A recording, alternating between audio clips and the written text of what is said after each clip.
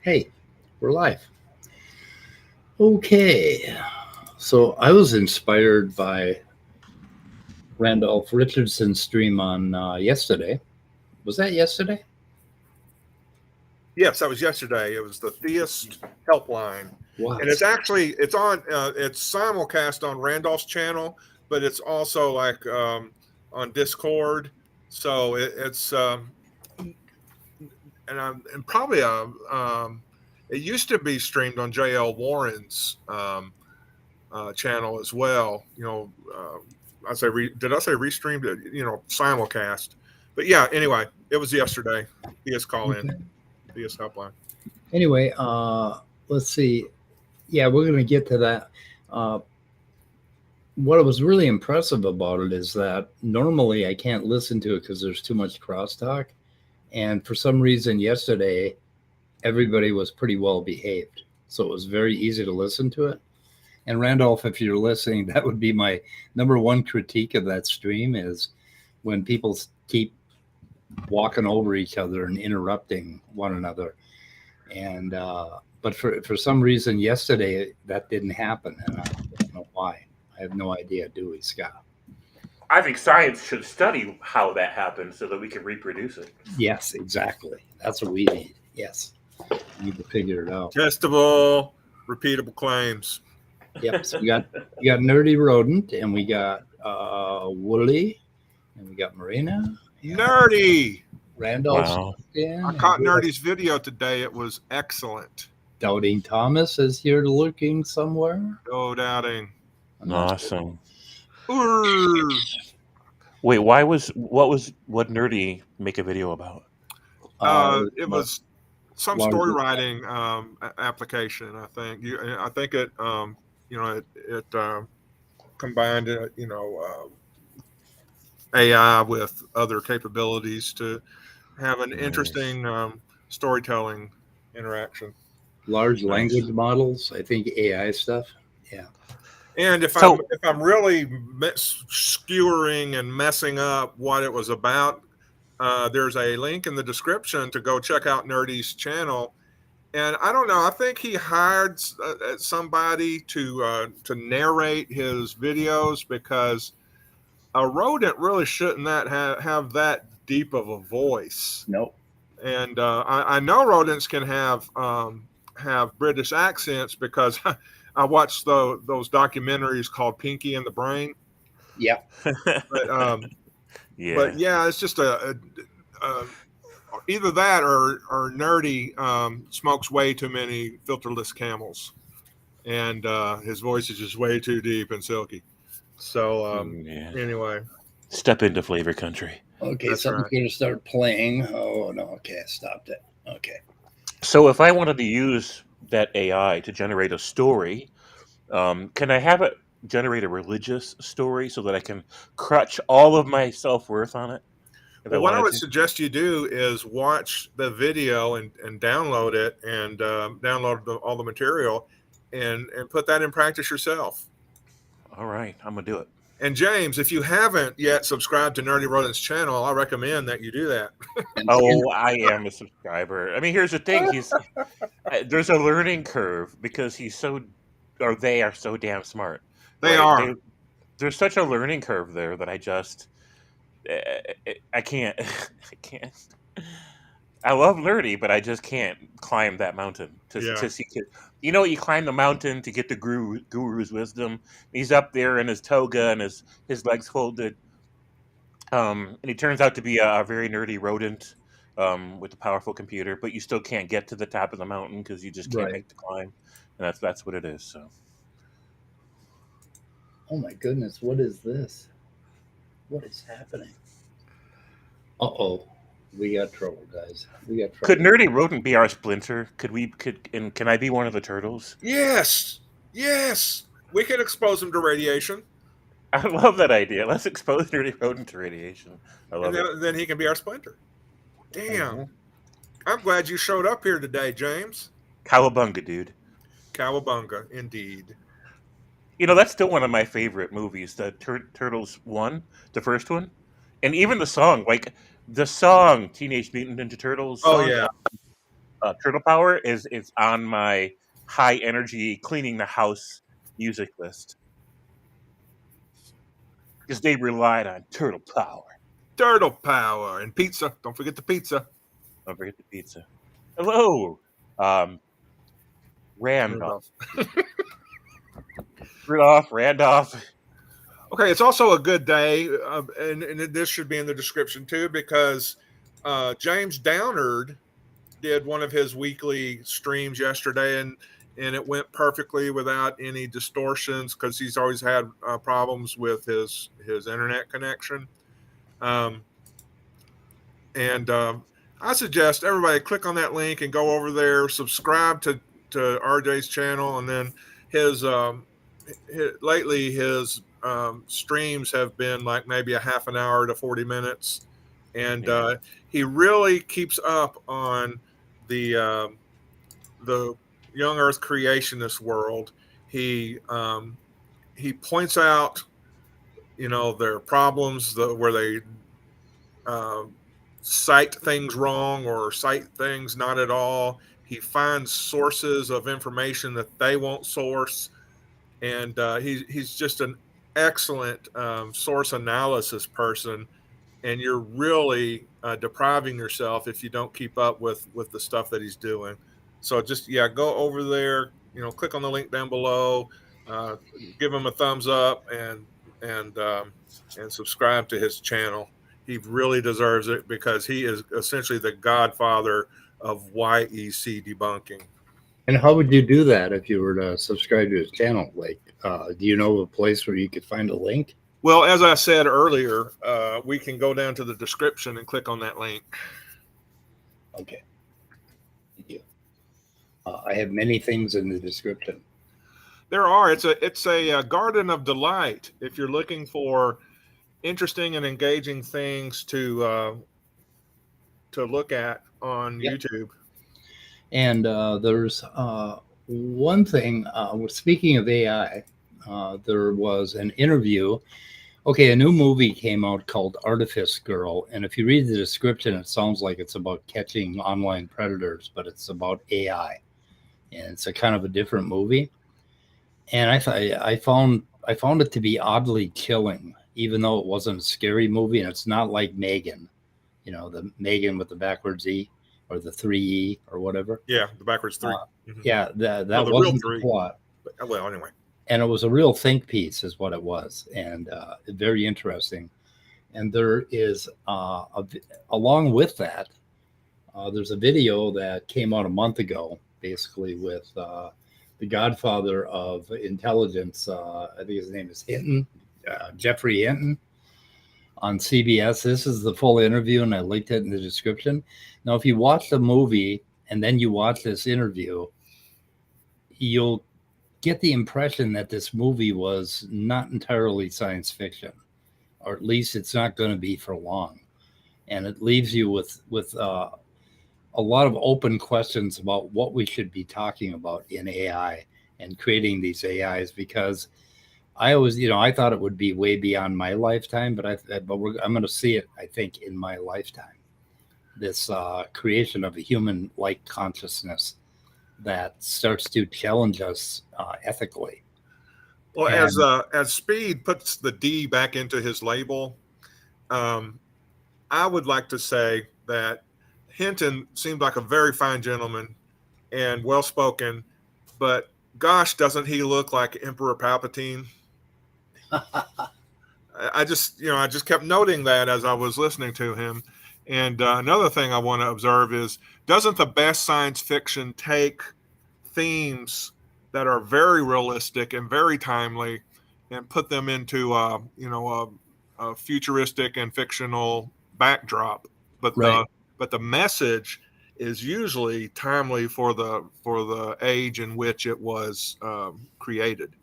And but so the AI stuff has always seemed so far away that it was like, oh God, this is really good science fiction, but we don't have to worry about this for a while. But now we're looking at perhaps 5, 10, 20 years, and we're going to be dealing with very real ethical questions about the rights of these things that we're creating, and choice and tons of stuff, and it's going to reflect on us. I thought Renfield was amazing. We all enjoyed it very much. No spoilers. There's a vampire. Damn. Yeah, some people always do the speed. People get killed. Like, oh my God, do they get killed? They get killed in like wonderful ways. So anyway, yeah, in the most delightful ways. It's a delightful movie. Yeah, I'm not going to try to do a vampire accent, but Cage, I thought he did a really good job, and he deserves more credit than he gets. You know what really irks me about the AI future? What? All the damn sellouts to the AI overlords. Sellout. Yeah. Yeah, Microsoft kind of basically pushed Google into doing things that Google didn't want to do right now. And it's kind of interesting how their capitalism is going to bring this thing to fruition. And this Hinton guy makes a lot of really important cases about, okay, if we don't do it, China's going to do it, Putin's going to do it. And there's all sorts of other things that, maybe we'll do a stream on just that someday. But there's all sorts of things like, if there were an AI that was about 6 orders of magnitude more intelligent than a human being, and it became autonomous, or it became the puppet of some political group, they could do things like manipulate social media to the point where it would create, say they could turn 50% of Americans into like some sort of a cult, like some sort of I'm thinking like a cult with a little logo on their hat, and basically manipulate us into a way of thinking by hitting us, by basically playing off our emotions and our fears. And they could create a political movement that wouldn't have existed before for some purpose. Now, isn't that an interesting thought? Yeah, I wonder if that's ever going to happen. I wonder if it's already. The real question is, has it already happened? Dun, dun, dun. Yeah, there you go. So now here's an interesting point of view. It's up on the screen. Humans have demonstrated they lack the scruples and intellect to be our leaders. Why not give AI a chance? Well, because for one thing, their value system is going to be very different than ours. And of course, we can give them prime directives, but watch that movie ArtificeGirl and watch this interview and start asking yourself questions about prime directives. Yeah, I think us humans have overridden our prime directives many, many, many times. Yeah. Speaking of which, every time I hear that phrase, I think of Star Trek. And I have to say that I find the Star Trek Prime Directive to be morally indefensible, to the point where it almost pisses me off to think about it. Yeah. Well, that's why there were so many great episodes where the captain was either in, dynamic tension with the Prime Directive, or just violated it altogether. Right. So, those are always a great the best. point. Yeah. Oh no! Fun fact from Randolph. I sent you a link, Randolph. Anyway, so what we gathered here for is to go over this video, and should we start with the second guy first? Sure. Okay, the second guy is somebody named what is his name? Castle King Side, and he's got his own YouTube channel, and he's got 1.3K subscribers, and he's I don't know. Anyway, we'll listen to a little bit and see if we can find some meat, because my bookmark machine, I reloaded it and it lost all my bookmarks. So we're on our own here. Hello, Castle Kingside. How are you doing, sir? Greetings this beautiful Sunday morning. How you guys doing? Good. What's on your mind? I can't hear. Well, I've just been listening to you guys talk, and I was curious. You call it the Theist Helpline. You're trying to help people not believe in God? Yes. Yes, sir. We're trying to help people with their understandings of things and the various ideas that they come up with. And sometimes the ideas we're hoping will be convincing. But of course, we're willing to work with people to test ideas as well. Did you have an idea in mind? Yeah. Did you know that God is working in this chat right now? Do you have any evidence? You want to answer that question, James? That was up on the screen. Oh, yeah, sorry. Yeah, what are your problems with the Prime Directive? All right, so Randolph. That's a fair question. So, coming from an atheistic perspective, which shouldn't surprise anybody, we're often engaged with or confronted by this proposition from religious people that if there is an entity, or at least one entity, that has the power to help avoid catastrophes, avoid entire peoples from going extinct, avoid extreme suffering, impart wisdom and knowledge that will help people avoid suffering. Um, we're told by Christians, for example, and Muslims, etc., that with great power does not come great responsibility. That instead, with great power comes the privilege of saying, "Fuck you, figure it out for yourself." Now, I'm not fond of that idea. I think that if I, for example, had the power to, or the knowledge even to give somebody to where they could, understand antibiotics, or germ theory, or anything really that would give them the empowerment it takes to suffer less, to die less, right? Or especially to save an entire planet of people, and I'm just going to let them suffer because, I don't want to interfere in their natural evolution. Like, come on. And so, when they propose this idea where they basically play God to sit back and say, go ahead, suffer. I don't care. Not my problem. You're going to turn out however you were supposed to turn out. And it's just this overarching idea that there is this religion baked into Star Trek philosophy. And I do remember one movie where they admitted as much, and I can't remember the exact moment. I'll need to go searching for it. But basically, it's this idea that there is this cosmic fate, that there is this grand plan which humans are barely aware of, and that we have to honor that by allowing things to unfold as they're quote unquote meant to, right? And so we've got this story that's so vague it's pointless, but we're still honoring the idea that there's a story, saying, well, let's not interfere because who knows what's supposed to happen. And I'm like, I don't know, how about we're supposed to not be dicks? How about that? And I'm like, no, I'm not okay with it. And I'm honestly surprised when any anti-theistic critic of religion buys into it and doesn't see a problem with it. Because if we're going to sit here and say that a god would be defunct in his responsibilities to behave the way that Christians suppose their God behaves, then we need to look and say, well, when humans reason the same way in comparable positions of power, that suddenly we can excuse that in the name of what? You know what I'm saying? So this is why I hate the Prime Directive. And I'm like, you know what? They need to stop thinking of it the way that they do. We're all part of, instead of saying, okay, space separates us and each planet is its own thing, how about thinking of space as an ocean, planets as islands? We're all in the same galactic world, right? We're all part of that same galactic world in this galactic economy, in this galactic social landscape. How about we all help each other out when we find that we need it? Now, I'm not saying insist. If a people decide we don't want to know, don't tell us about germ theory and antibiotics and anything else, then we can just say, okay, you don't want to know, you don't want to know, right? But offer it to them at the very least. That's my position about it.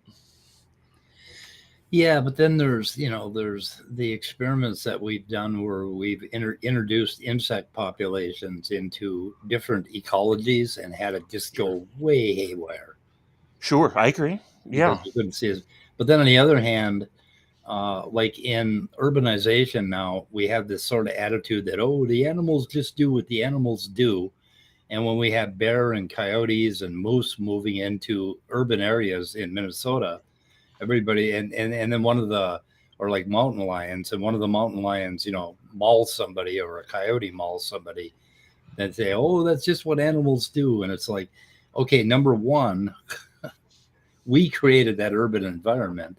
Then the Right. animals started capitalizing on it, and then we decided, oh, in that case we're not going to do anything, but in this other case we're going to unleash 50 billion Japanese beetles in Minnesota, and they got into our light fixtures and filled our lights up with Japanese beetles. And I mean, it's just any sort of tinkering, and sometimes only tinkering halfway, it just raises a lot of questions. But that's looking at it from two different angles, right? Do we intervene or do we not intervene? Sure. Right. And so And I would go ahead. If we intervene, I don't see a problem with intervening on our own behalf, except that we don't always know what our intervention is. Like, it's be careful what you wish for, right? Sure.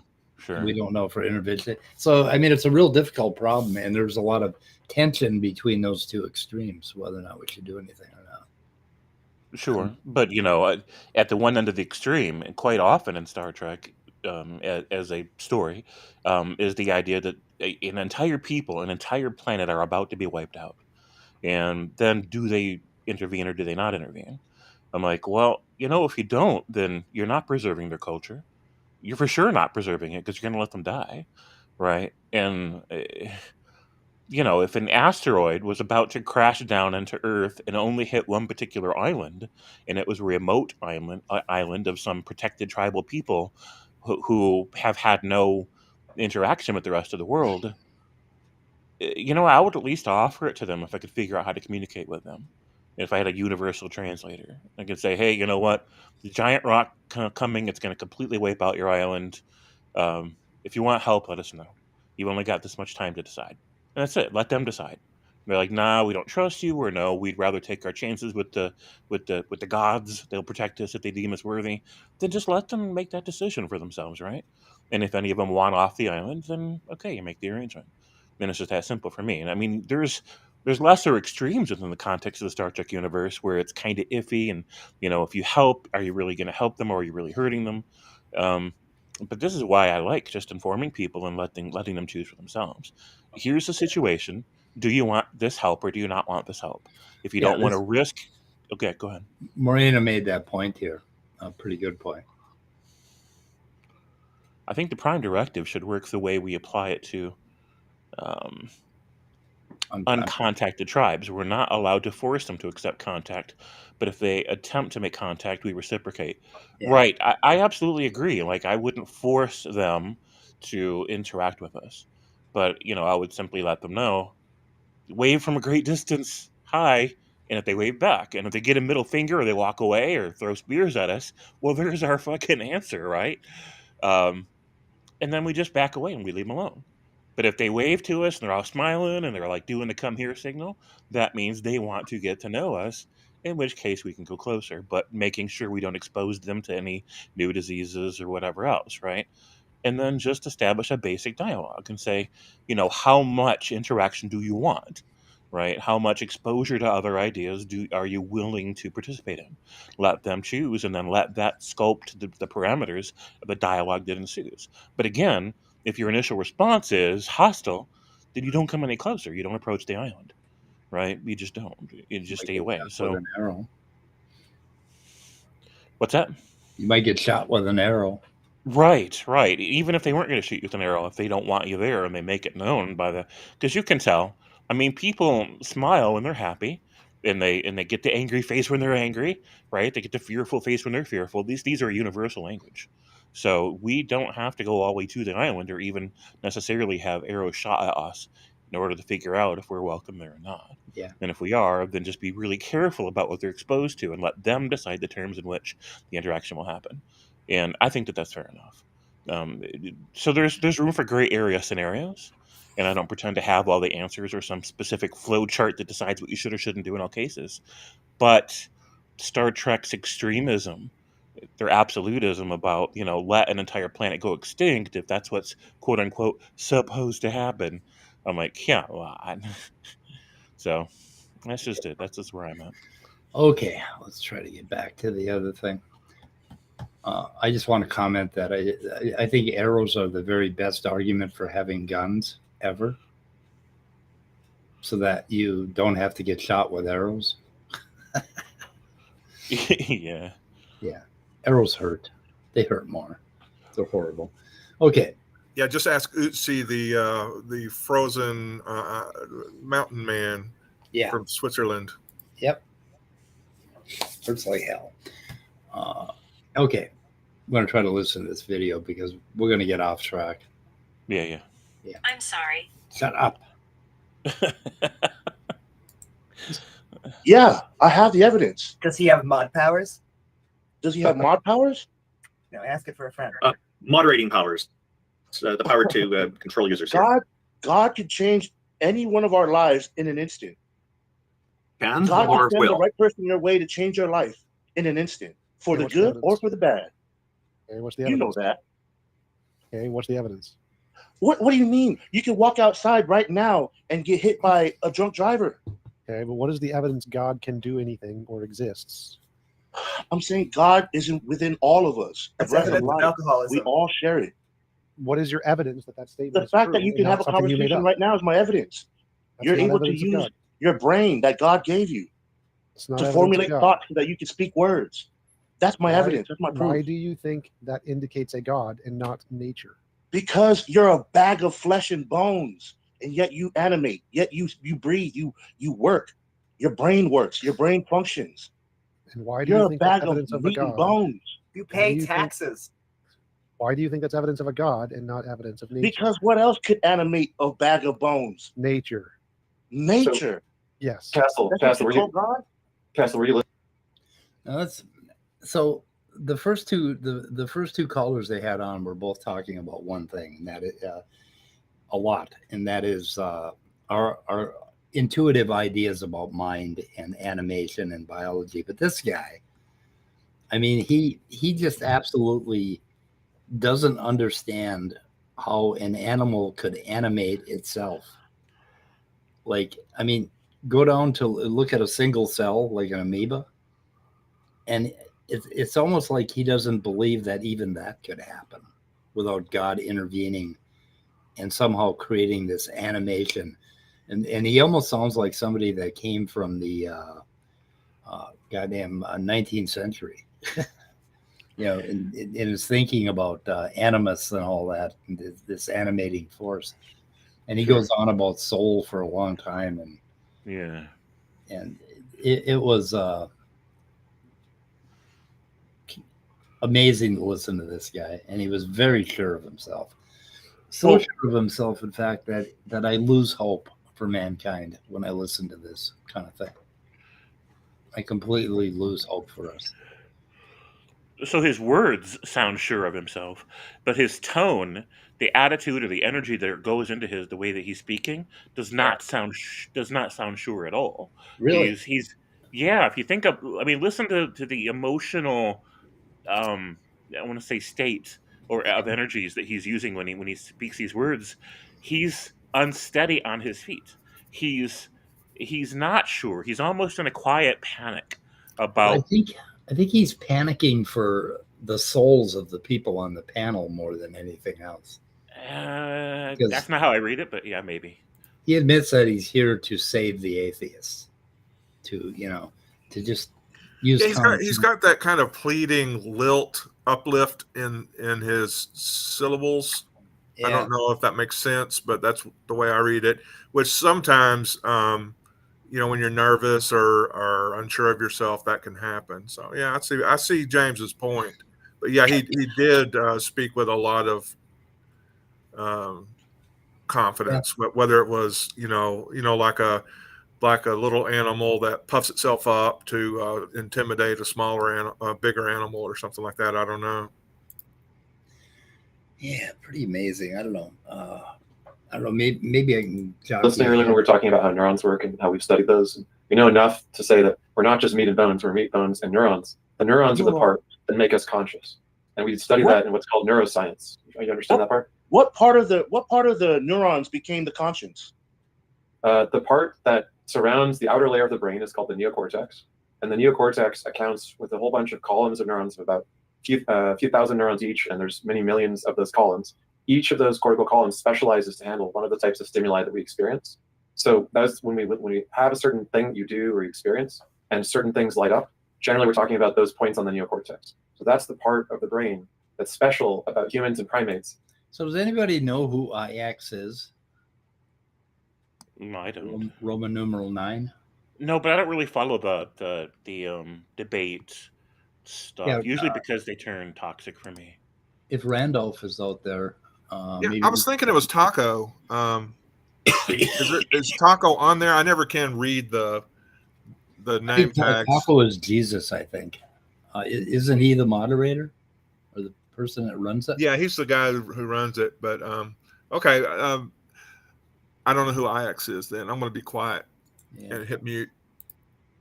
I'm going to spot ahead a little bit. I wish Educator than a researcher, right? He talks about what scientists study more than he actually studies anything. And you're probably taking him out of context, but I've been wanting to just ask you a very specific question, Castle.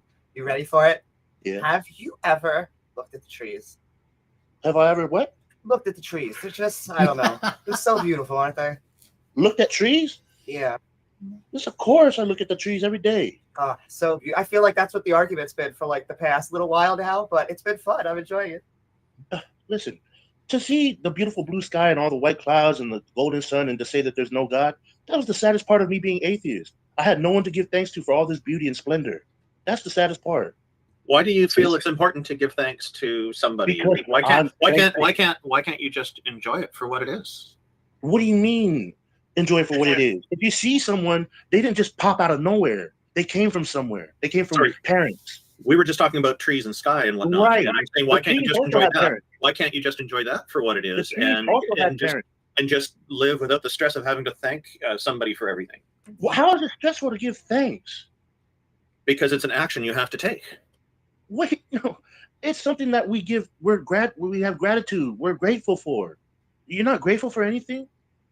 I'm grateful for certain things in my life, but I'm not grateful for the sky being blue and the universe existing. It just is. Okay, now this is interesting here because I don't agree with either. Here we have Randolph Richardson. Hello, sir. Oh, Randolph. Yeah, I don't agree with you about the gratitude thing, and I don't agree with him about the gratitude thing.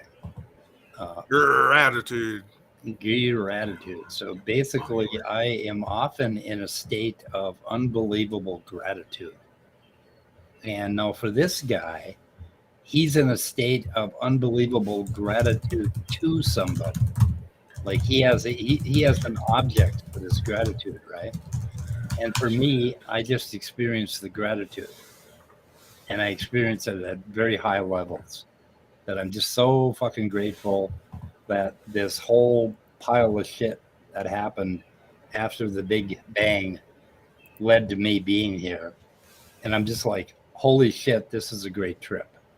And I'm just extremely grateful for it. So Randolph is saying his audio doesn't work in Restream and he's trying to fix it. Do you have any insight for him?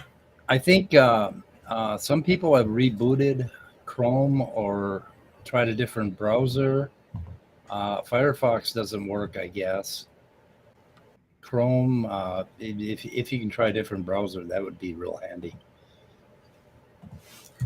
Oh, still not working. So what the hell is wrong with Restream? Oh, you can't hear anything. He can't hear us, so it doesn't really matter what advice we give him. Yeah, you couldn't hear me because I was on mute, but yeah, he can't hear anything. That's weird. But deconverted man on Captive Desk, told him to switch to Chrome or something. Somebody's typing as fast as I do. I love it. Oh, slow? I'm my slow kids, My kids say I attack the keyboard when I write. They know when I'm being passionate about something because all of a sudden it's like every finger, every press is a slam. Like in fast forward, it's bam, bam, bam, bam, bam. Anyway, use Chrome. Good. So they did a poll, I think, and like 50 or 60% said they weren't grateful to, for being alive or whatever. And I don't know. I just find gratitude to be a wonderful way to live. Are you gonna? Well, oh no, he left again. Yeah, gratitude. But you don't. This is a thing, and it's a valid question to ask. But the truth is, you don't need a person to thank in order to be thankful, right? We can be very glad that we exist, or glad about various things about the reality around us, without having a super magic Can you hear us, person in the sky Randolph? to thank for it. Okay, good. Awesome. Sorry. Can we hear you, Randolph? I can hear you guys. Can you hear me? Awesome. We can hear you. Great. Okay. Yeah. Seems that Restream has some problems with Firefox. Captain Desk, thank you very much. He figured it out. I apologize for interrupting you, James. Go ahead, James. Oh no, I don't have anything else to say. Just that it was a fair question for anybody to pose. To say, can we experience gratitude without having a person in the sky to thank? And the answer is yes, we can. But this is not necessarily an intuitive answer for a lot of people. So I think it's fair when they trip over it and then they don't understand and they need help coming to an understanding of how we can experience gratitude without supposing a magic man in the sky to be thankful to. Yeah, it goes to basically Christianity being the most selfish, basically provincial way of thinking, that it's got to be a man-like being, a man-like super being in the case of God, that it's got to have something to do with man. It's always man, man, man, man. I mean, which flies in the face of being extremely grateful, because if you experience gratitude in the way I do, it has nothing to do with man or men or being grateful to other man-like things or even other intelligences. My gratitude is toward the complexity of the universe as a whole, right?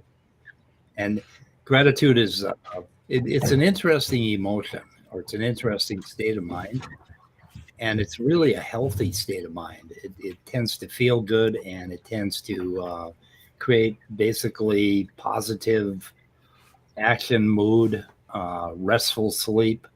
It just seems like a good way to lead your life. But when you insist on having gratitude towards some omnipotent, omniscient, fucking man-like beast that doesn't exist, I think you are really missing the point. I think the idea of gratitude, I ask myself the question, how different is I am glad for, or I am glad that, how different emotionally is that from I am grateful for, or I'm grateful that?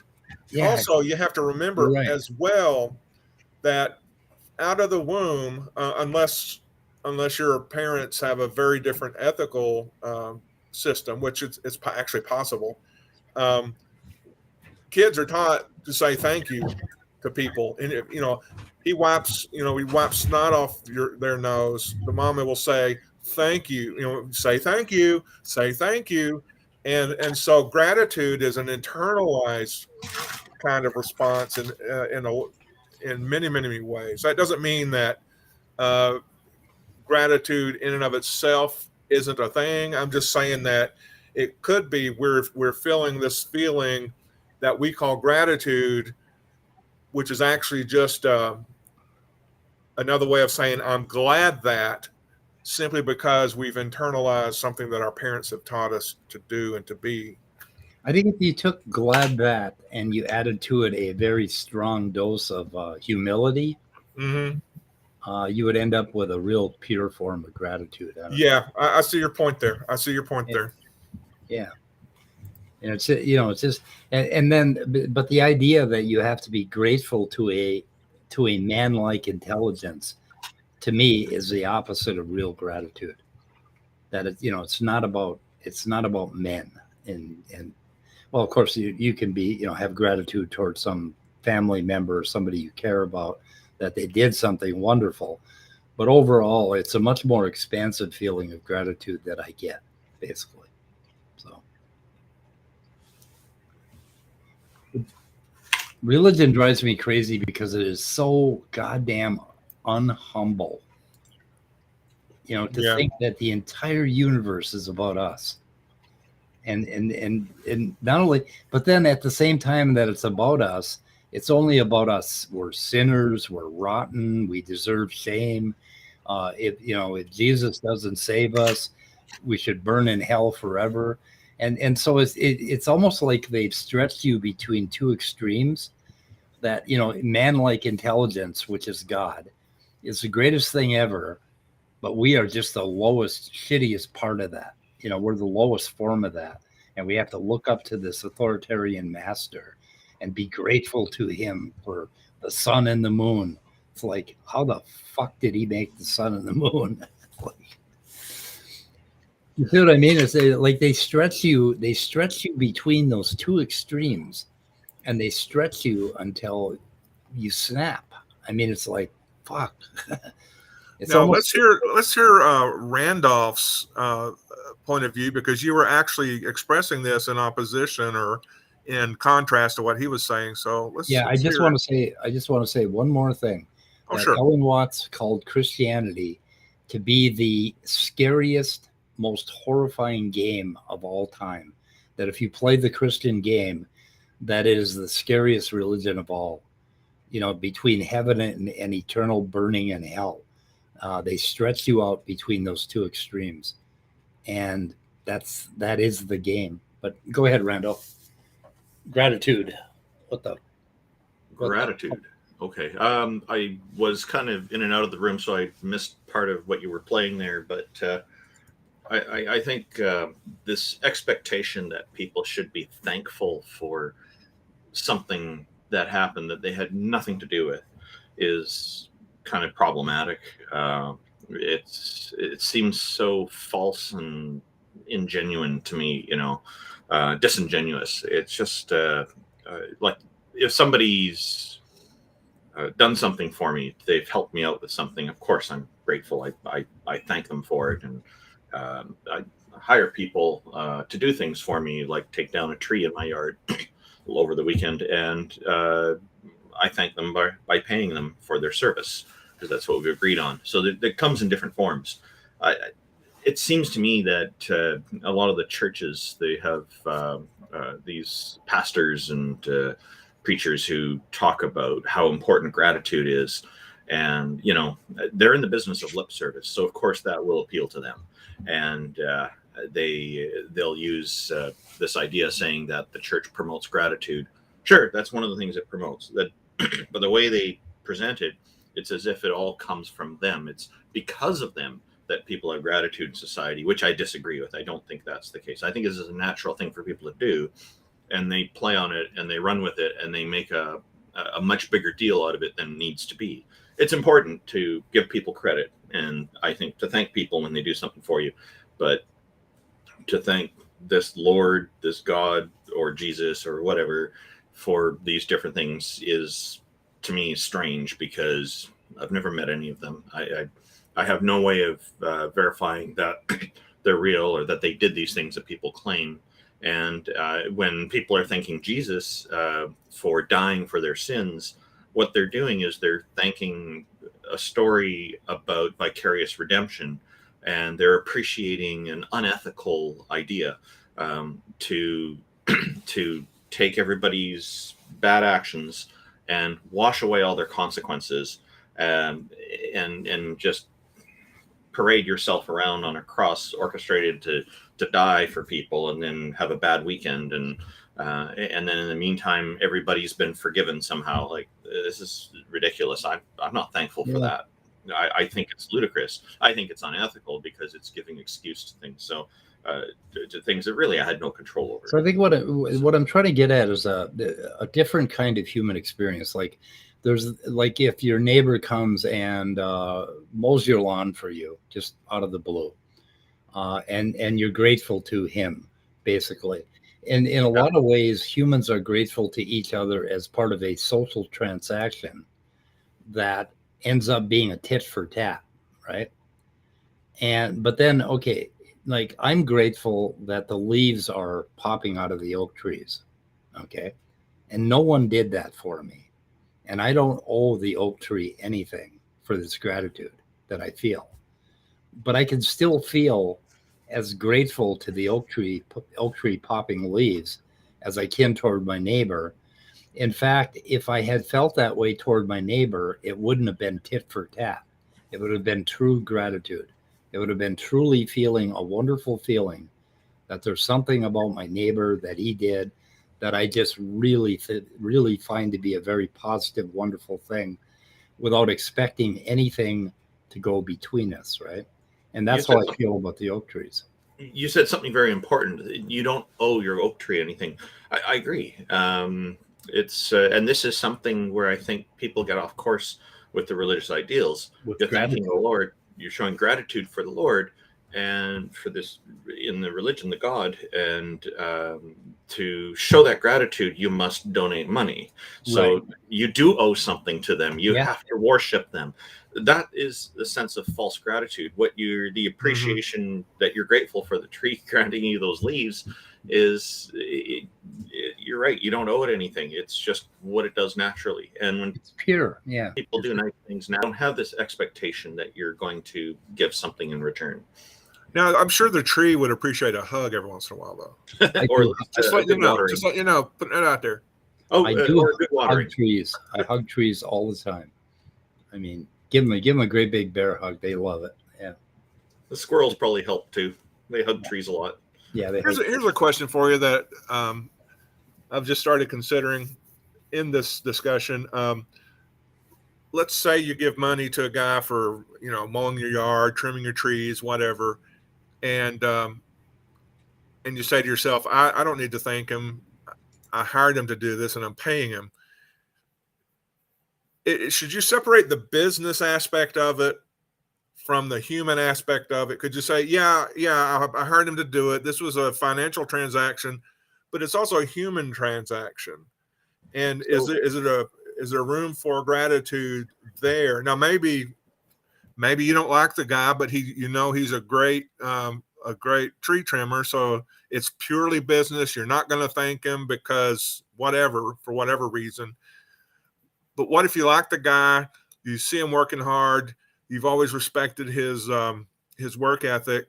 Isn't it like on a human level appropriate then to be thankful and to thank him? Is there any oughtness to that gratitude? So a business transaction is a business transaction. And if you want people to enjoy working for you, it certainly is a good idea to be cordial, and an expression of gratitude can be just a matter of being cordial, and it's still sincere, because there are different forms of it, right? So I wrote an article a few years ago on the 9 types of love. And I've been able to identify 9 of them in my work. One I made up. It's an acronym, LOVE, Logical, Objective, Verifiable Evidence. But so there's actually 8 plus the acronym. But I suspect it's probably a similar situation with gratitude. There are many different types of gratitude, and they serve different purposes. So definitely, after the person has done their work and I've paid them, I'm also saying, thank you, you've done a great job, or thank you, I think we need to do a little more, or, it's, I'll have you back again. The people, it's just a nice, it's the social transaction, as you so very nicely worded it. And I think that's a great way to express it. So as a social transaction, completing a social transaction, a thank you is, would be one example of gratitude that's very different from, say, someone saving your life and then you're thanking them for that. Yeah. So I think what we need to do, you've got me thinking now, what we need to do is look at the different forms of thanking people, or different forms and different significances. Yes. Yeah, very good, very good. Yeah, I think that's this is an interesting area to explore someday, actually, because it's not even a half-baked idea at this point. It's a great question you raise. Well, we no longer have preachers. What do you call it? You know, when it's a trope and it's something that you say over and over, whatever. Axiom? No, preachers. I don't know what to call it. We no longer have preachers to tell us how to feel and how to think and what to do. Yeah, we do. There's lots who still do that. Well, yeah. But as skeptics and free thinkers, we don't. So we have to sort through a lot of this emotional crap because Christianity has screwed it up. Yeah. Marina says it's culturally okay. What did you do with my messages? Oh, sorry. It's been there for a while. It's culturally expected to thank someone in that interaction if someone does some work for you and you don't think, okay, when I was a little kid and my mom would want me to say please and thank you and all that, I always hated it because I thought it was phony because my mom told me to do it. I wanted to do it because it was real. I didn't want to do it because my mom told me it was what I had to do, right? And so I always felt sort of embarrassed and like I was, oh, thank you. And I didn't really mean it. Even if I did, it just fucked it all up for me. I don't know why. But I remember struggling with that when I was like 6 years old. It's like, this is fake. Okay, Mom? Don't tell me what I got to do. Let me do it naturally because I feel it, right? And I think I got into some trouble over that a couple times, but I don't know. Anyway, yeah, but there's like the spectrum of love, you know, it ends with unconditional love, which is, you know, the purest form. You have this completely unconditional love, and gratitude is kind of the same way. It starts with this tit for tat or culture and tit for tat transactional, you know, gratitude, please and thank you, that sort of thing. And it ends with a feeling that I think is a state of mind that humans get in when they feel that the world has done a good turn for them. And you just feel this expansive gratitude. And that's how I feel about the leaves popping out and the trees and the sun. It's interesting. You had a very clear perspective when you were a kid, and that's a good thing. Your parents were rightly, obviously, in retrospect, trying to condition you to be able to converse with social gratitude, as Scott so eloquently put. I love that term, social gratitude. It's great. That's a good word. Yeah. It's fantastic because it speaks exactly to what we're talking about, and that's what your parents were trying to make sure that you are doing, because they want to make sure that you're going to be able to do well in society. And that's one of the keys to doing that, is to be able to be cordial with people. So I guess they just wanted their friends to think that their kids were better than their friends' kids. Sure. Okay. But the end result is that people think of you as a well-spoken person and polite and all this kind of thing. And they don't think of you as rude and horrible and all this. And this is probably a good thing in the vast majority of cases. It's like in karate class, you go through your katas, which are just motions. Yep. But you go through your motions so that when the idea is when you go through your motions, when the time comes, you'll know what to do and remember what to do. And that's what parents are doing when they're making you say, please, thank you, and God bless you, and excuse me. They're just putting you through those katas of social interactions so that A, you won't embarrass them, and B, you'll just remember. I'll bet, like when you go to the store and give your money or swap your debit card, and they give you your receipt, you go thank you. A lot of people do, a lot of people don't, but that's thank your parents or whoever your guiding lights were when you were going up, because that's that training that paid off. Yeah, but I don't do it automatically at stores. I always look at the person that's waiting on me, and I think what a torturous little job they have, and they're here, and they just did this thing for me, and I say thank you from that place, from having thought about them and having experienced what they're going through for me, right? I don't just do it automatically. And when I say it, I look them in the eye and I fucking mean it. Thank you for sitting here for 8 hours, checking people's shit out and arguing with bad customers. I really appreciate you. And that's a good feeling. And I walk away and I feel better for having lived like that than I would have if I had just, tossed out a tata, right? That my mom and dad hit me with. But anyway, that's kind of my take on gratitude. It's, it's a very important human element. And there are some people who overdo it as well. I've seen people in the store that say thank you for every little thing. Oh, the credit card, thank you. Oh, this, thank you. Oh, the bags, thank you, thank you, thank you, thank you. You do live in Canada. They probably say sorry just as much as they say thank you. But no, we usually say thank you. These people say thank you a lot more. Sorry, thank you, sorry. But sorry to burst your bubble. Yeah, you don't want to make their fucking job any worse than it already is. Yeah, and remember, they all, how many out of 100 customers, how many are narcissists and Karens? Probably 2 or 3. So that's enough to make your life miserable.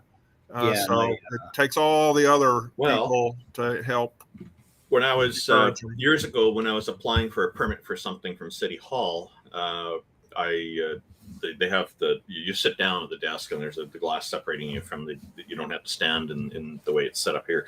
I'm sitting down and about to talk to the person, and the guy next to me, he's a developer, and he's there telling the person working there at the city that what they have to do and how to do their job.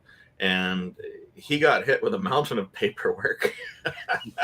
And the person was like extremely polite to him, and he was just being a total jerk, and I thought they handled it well. And they said, well, you need to sign out this form and this one.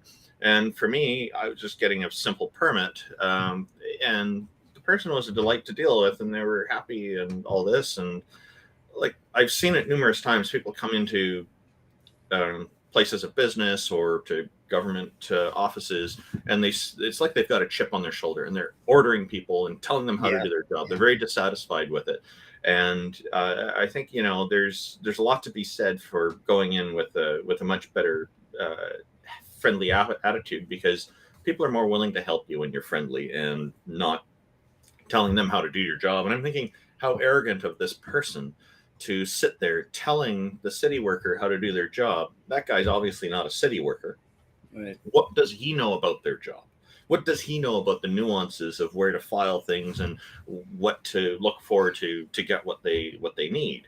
And if and my dad, like, he worked he was a civil servant as well, and he's retired now, but he said that sometimes people would phone and they'd have a real chip on their shoulder. And he tried to help everybody equally, but it was always a lot easier to help people who were not there barking out orders and angry. And it's etiquette, So there's a movie that just dropped on Netflix called Otto with Tom Hanks. And in the preview, they give this much away, but he's basically buying a rope to hang himself with. And they sell the rope by the yard, and he buys 5 feet of rope, and he's pissed off because they charge him that extra 15 cents or whatever, 33 cents for a foot. And he's arguing with him, right? And he's going home to hang himself, for Christ's sake. It's like, why do you care about 30 cents, right? It's his nature. He's cheap. He has this attitude toward everybody. He's just such a stickler for rules and regulations. And he's pissed off. And the movie is about his I believe, I'm halfway through it, so I believe it's about a transition in life. And might be interesting. I don't know. I get way too much meaning out of movies lately. I don't know what the fuck's wrong with me. I'm getting old. Anyway, this guy at the end, this Christ side, whatever, or Castle side, he says something. I don't know if this is the part, but we could play a little bit. And Castle King side, I believe, was his name. Yeah. Yeah, he's got a website with like 1.3K subscribers, which is surprising. So a website? Or I mean, a YouTube channel. Oh, okay. Oh, he's got a million subscribers on his channel. Wow, he must be doing a lot of preaching. 1,300. 1.3K. Oh, okay. I'm under 700. I'm still in the 670s or 680s or something. Yeah, I'm at. I'm not even at 1,000 yet. Yeah, I can't even break 200. So feel you. Yep. Okay. I think I'm subscribed to you, James. See what he says. You are. And thank you, by the way. Yeah. Oh, yeah. Anybody subscribes to my channel, I always go and reciprocate and subscribe. I see what you did there, James. You see what I did there? Yeah. Transparent. James, I gave you a couple pity subs. So. Oh, well, thank you. Might even push me over the 200 mark. That's big time. I get a plaque or something from YouTube for that, right? 200? Yeah, right. 200, yeah. Yeah, I got my plaque at 200. I think it said loser. Yeah, just a big old L. Yeah. Anyway. So you'll see in the screen there on the blue section, the top right corner of the screen, there's a poll. So I went and expanded it so we can see the progress as the conversation goes on. Right. But the third answer, Castle Kingside, was really disappointed that started out as 0. By the end of the poll, it was 8%. It did go up to 10% shortly, and then back down to 8%. So it's fun putting the poll into the YouTube chat. People participate in those. It's great. Okay. No. Why don't You didn't know that? No, is God Britney Spears? Because Britney Spears. Wait a minute. Why don't we open the air so Castle can have a moment to touch some hearts with his beautiful singing voice? No. Listen, anybody who knows me knows I can sing, all right? Is that after he said the thing that, you expect me to go get educated after I've spent my entire life learning, the truth of God and all that shit? Learning one book. Yeah. Yeah. That's basically where the guy is coming from, and it just didn't make any sense. But anyway, there's a lot more in there in between. I had a whole bunch of bookmarks, but that pretty much sums him up. That he had this idea that, you got to have God. It was pretty bad. The first guy was more interesting to me, and I thought you guys did a really shitty job of hearing him. Where did we go wrong? Where did you go wrong? Okay. Let's see. Just about everywhere. Okay. I'll take the criticism back to the group, and I do that actually. It's good. He was reaching for something, and he was. It's almost like he was trying to get some answers for something, and I felt that a lot of times he wasn't being really heard, and particularly with some of T. Jump's comments about how do you pronounce it? Heraclitus or Heraclitus or Herodotus? I don't know. I don't know. Yeah. Anyway, on the basically on everything flows, that sort of thing, that idea. Everything People were flows. very dismissive of some of his philosophy, and he was kind of reaching for like his. Well, I don't know. Maybe we'll listen to a little bit. Who was it? This wasn't Mind Goblin. He just admitted to killing Jeffrey Epstein at the very beginning. Really? Yeah, that lasted about a minute at the most. That didn't go very long. No, this was. Let's see. Where the hell does he come in? He comes in at about 10:18. We have an index in the description. You can always see the name if you know what the timestamp is. Yeah, for some reason I can't read this. It's too small. Well, if you can tell me the time that we're at, it's at 14 minutes. It looks like 13 minutes. Yeah, about 13 minutes. Okay, so that would be Glenda XI, Consciousness versus the Soul. Right. Okay. Yeah. That one went on for about 50 minutes. 5-0. Yeah. 5-0. Yeah. And I had a lot of bookmarks that I lost. But anyway, let's listen for a little while and see what for yourself that the soul is separate from consciousness. I don't have any sense of there being a soul. Consciousness is just consciousness to me. I am my own master, and it's up to me, solely up to me to, without the pun intended there, to explore. Is the 1.25 too fast? Is that okay? It comes across a little fast, but I think everybody can understand it. It should be fine. Okay. Or being my own master, and how far I can take my own sense of what I think is free will. But I'm curious how you came to take a portion of your consciousness and say, oh no, that's a soul. That's got mastery over me, and like where you draw the line and how you can differentiate that. How did you come to all of that kind of thinking? I'm very curious about your thoughts on that. I mean, it is hard to say overall because it's also like a different perspective type stuff. But for example, when you're drunk, right, your conscious experience changes, but you're still you and you're still aware of you. But it also depends if you call that soul. Then, for example, Heraclitus said that if you're drunk, your soul becomes wet, and he prefers dry souls. So it's like. Can you pause it? Yep.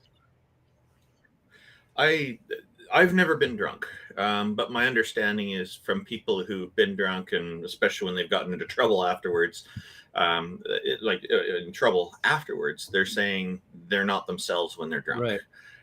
To some extent, at least, depending on how it affected them. And I don't know if you have some perspective. Oh, on I this. do. Am I right or am I wrong? Well, or am it kind of I depends off on the course? drunk. Yeah, that's what I'm One thinking. of the primary symptoms of alcoholism is if your personality changes radically when you get drunk. Okay, that is a symptom of alcoholism. Like a normal drinker won't change all that much when he gets drunk. He'll become a little giddier or whatever, a little less inhibited, but he won't change his personality or his moral foundation entirely, whereas an alcoholic will. And and I think what God, I forgot how to pronounce it. Heraclitus, is that how you pronounce it? Yeah, Heraclitus, I think. He was saying what he was talking about is, this wetness of the soul, that basically I think he was talking about a normal person's reaction to alcoholism, not an alcoholic. An alcoholic, you get just all Barbie, and like some people get angry when they're like, my dad was a very peaceful man when he was sober. He was the softest spoken guy. You could barely hear him, but when he got drunk, he was just real boisterous and way out there. And I was kind of like him. I would get extremely self-destructive, and I would run over my morals. Like one of the biggest, like monogamy was a real big thing to me, and I hated people that ran out on their wives. And when I would get drunk, that's the first thing I tried to do. And it was so totally out of character with me. It was just unbelievable. And it created a whole lot of problems in my life and emotional strain within me, because I knew what was what I did the night before. Fortunately, I got into blackout drunks real quick. So I had no memory of what I did the night before. Unfortunately, your fucking friends tell you what you did. God damn them friends. That's why it's better to drink alone. Anyway. Here's what I found. Oh, shut up, Siri. I don't want to talk to you right now. So ask her if she's drunk. Are you drunk? I don't have an answer for that. Is there something else I can... Oh, fuck you. Oh boy. We're not getting along. Is not giving a straight answer. That's not good. Anyway. Okay, so this guy has what he has is a problem in intuition. Okay, and we all kind of have that problem in intuition with trying to understand that how could this thing we call experience and consciousness, how could this thing possibly be explained by neurons and action potentials? And I don't think it can. Okay, but I think it can be explained with physics and with physical things, just not neurons. It doesn't start at neurons, but that's another subject. That's the theory of the embodied mind. Basically, it's and that's also why I'm a hard atheist, because it's not possible to be a mind without some form of body. Okay, that gets into AI, but anyway, it's either the idea of like consciousness just being drunk, or if your entire soul is drunk, or if it's both the same thing. I am not quite sure. I don't know.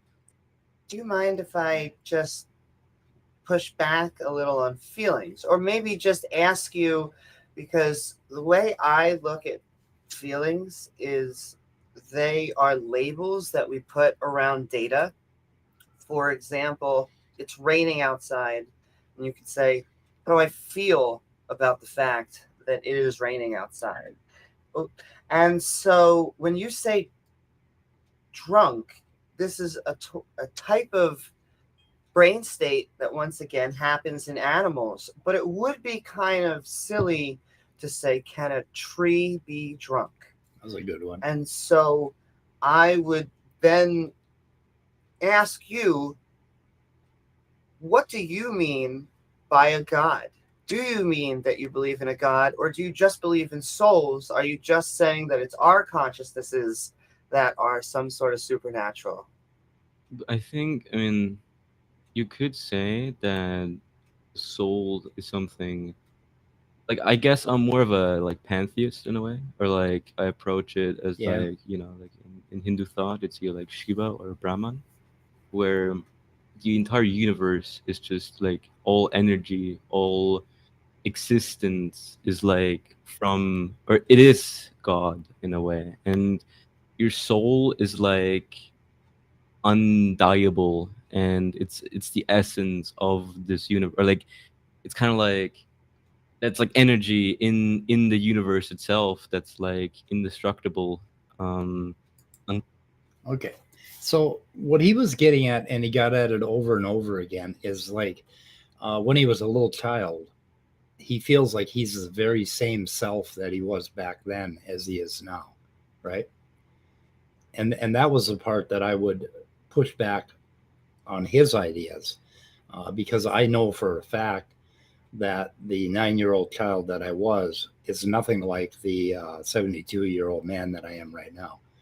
I mean, we have this, we share memories, and we share a body form, which has changed quite a few times in that time. But my mind has changed very significantly since when I was 9 years old. And I can't say that I'm the same person from one moment to the next, let alone all of my life, right? But he's going further than this, and he's pulling in pantheism, and he's thinking that he is somehow eternal. And he's wrong to a point where he becomes right. But that point is really, really hard to get your mind around intuitively. We're like, I think in his view, we're like rhinestones on the leather jacket of the universe. Yeah, well, I think he thinks more than that like all energy is somehow, you know, part of this God intelligence or God soul thing. And that's kind of what that's a like a hard, I guess you'd call it a hard pantheist instead of a weak pantheist. Yeah. You think that, you know, everything like intelligence is something, he's kind of a dualist in that way. But the ideas that he was struggling with, and I think a way to help this man is to convince him that there really is no such thing as self. And when you lose self, you'll lose that need for soul, because I think he wants to take soul beyond what he is, beyond his lifespan in a way. But then when you realize that there is no self, you realize that when you die, nothing's really changed. So here's a question for you, Speed. Yeah. He believes that he's essentially the same person as he was, you know, when he was 9 years old or 3 years old or whatever. What kind of insightful questions could you ask him to help divorce him from that point of view, to help him say, yeah, maybe I am a different person now? Because that would be a real practical way to interact with him. Yeah, and that's something I'd have to think long and hard on, because I'm not sure how I came to that understanding. Yeah, I did it partially through biology and neuroscience and science, and I know how much has changed in my brain and my wiring and my body, in the way I interact in the world, all of that. And the other thing is that I've had an opportunity recently to go back in time and have very, very vivid memories of when I was 9 years old, when I was 8 years old, and I find a stranger back then. I mean, it's just very, very different. But of course, you know, I'm crazy.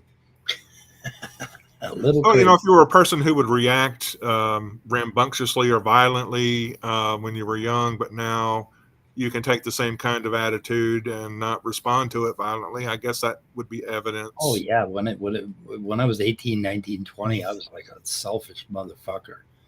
I mean, a very, very different selfish person.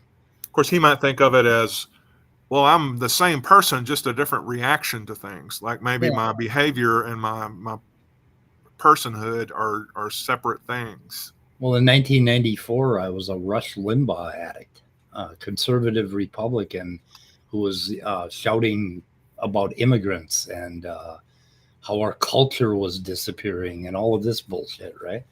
I mean, I had a lot of those attitudes.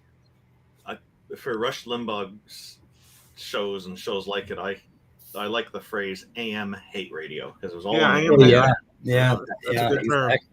Yeah, the first thing I do when I got in the car is turn on my AM hate radio and get all upset about, why, just because I make $150,000 a year, why do I have to pay a higher tax rate than everybody else? And what kind of dopamine hit? What kind of dopamine hits do you think you were getting as you were getting prepared to turn on that radio?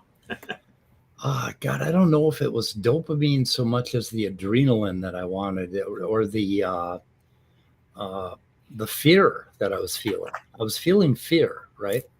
And I was listening to people that would save me from what I feared.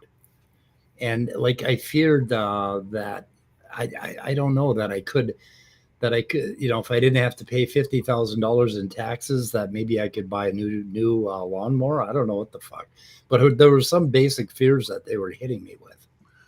Yeah, I remember when I first started listening to Rush Limbaugh.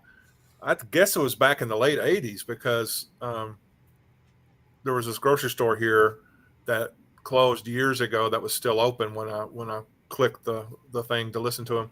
But he would talk about tax cuts for the rich, causing us to prosper, us regular people. He was talking about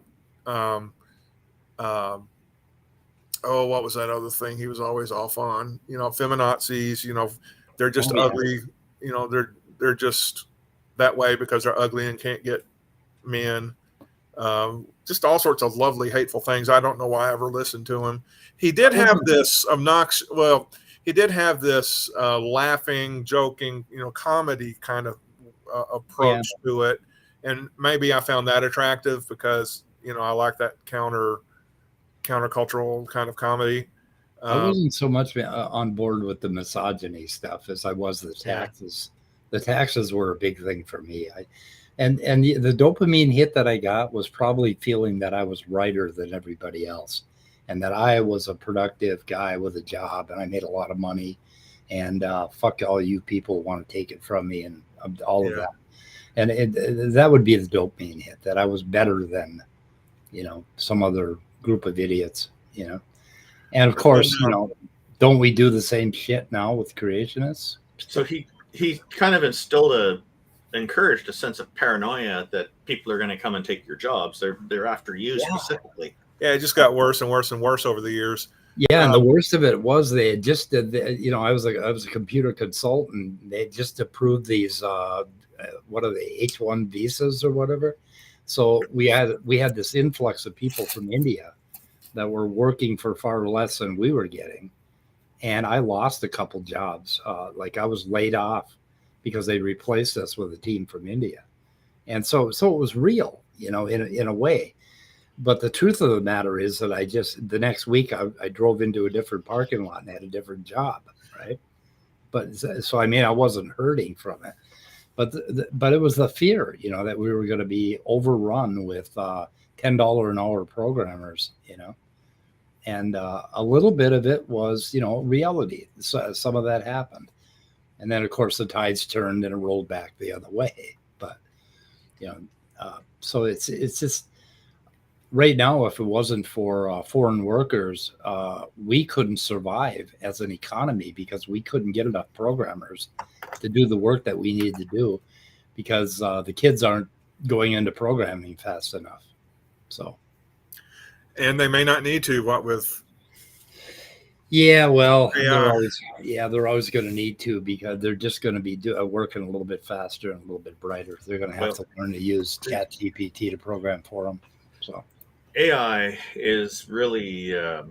I work in the computer field myself. I run internet servers and other kind of related systems, and they AI to me doesn't look like it's conscious or anything like that, like it's often presented to be. To me, it looks like it's just algorithms with a lot more statistical data, a lot more data points to work with, and a lot more processing power to be able to ascertain presumptions sooner. Right. And so the Chat GPT looks very impressive. This is just a different kind of user interface where you don't move the mouse and click buttons and type things in. This is where you're speaking, and it's doing voice recognition algorithms to understand which words you're using and then respond and put things back into the frame that you need. Now, it looks very impressive. There are a lot, when you have a lot more data points, a lot more statistical data available, you can actually make better predictions on things. You can make better assessments of things. Look at the easiest example to look at would be meteorology, the weathermen and the weatherwomen. They're out there with the further into the future that they go, further out there, the more difficult it is to predict what the weather actually will be. But if they have more information, the predictions can go further into the future and with greater accuracy. So the AI is a similar kind of thing. It's just got different algorithms and seems to have a lot more. When you have more processing power, you can throw more algorithms at it, and you can throw more data at it. Yeah. Yeah, and when it starts... a cautionary note about ChatGPT is the way the terms of use are structured is that you can it can commit plagiarism, and it doesn't have to tell you about it. And if you use that, you could end up becoming completely legally liable for it. You are completely absolving ChatGPT and all the companies involved in it of any liability. And I think this is something that needs to change in the legal system, because this is not ChatGPT's fault, the algorithms that you're communicating with. This is the fault of the parent companies that are running it. Right. Well, we don't sue Google if I do a Google search and copy and paste somebody else's work. Well, but Google's not telling you it's created it on its own like ChatGPT. Oh, okay. I see what Google's a reference. It's referencing you to the source of that. Yeah, it's a different source of create. Yeah. So you can go into Google image search and you'll find thumbnail versions of all these images when you type in a given word. And when you click on that image, it links you to the website that's the source of it. Now, there's very rarely been anybody who publishes stuff on a website and doesn't want it to get published in the Google index. Yeah. But there are people who will write a book. Maybe somebody writes a book of poetry, and then somebody asks ChatGPT to make up some poetry, and then it goes and pulls some different sources, and it copies a whole bunch of paragraphs from this one guy's poetry book, and then it puts it out as its own.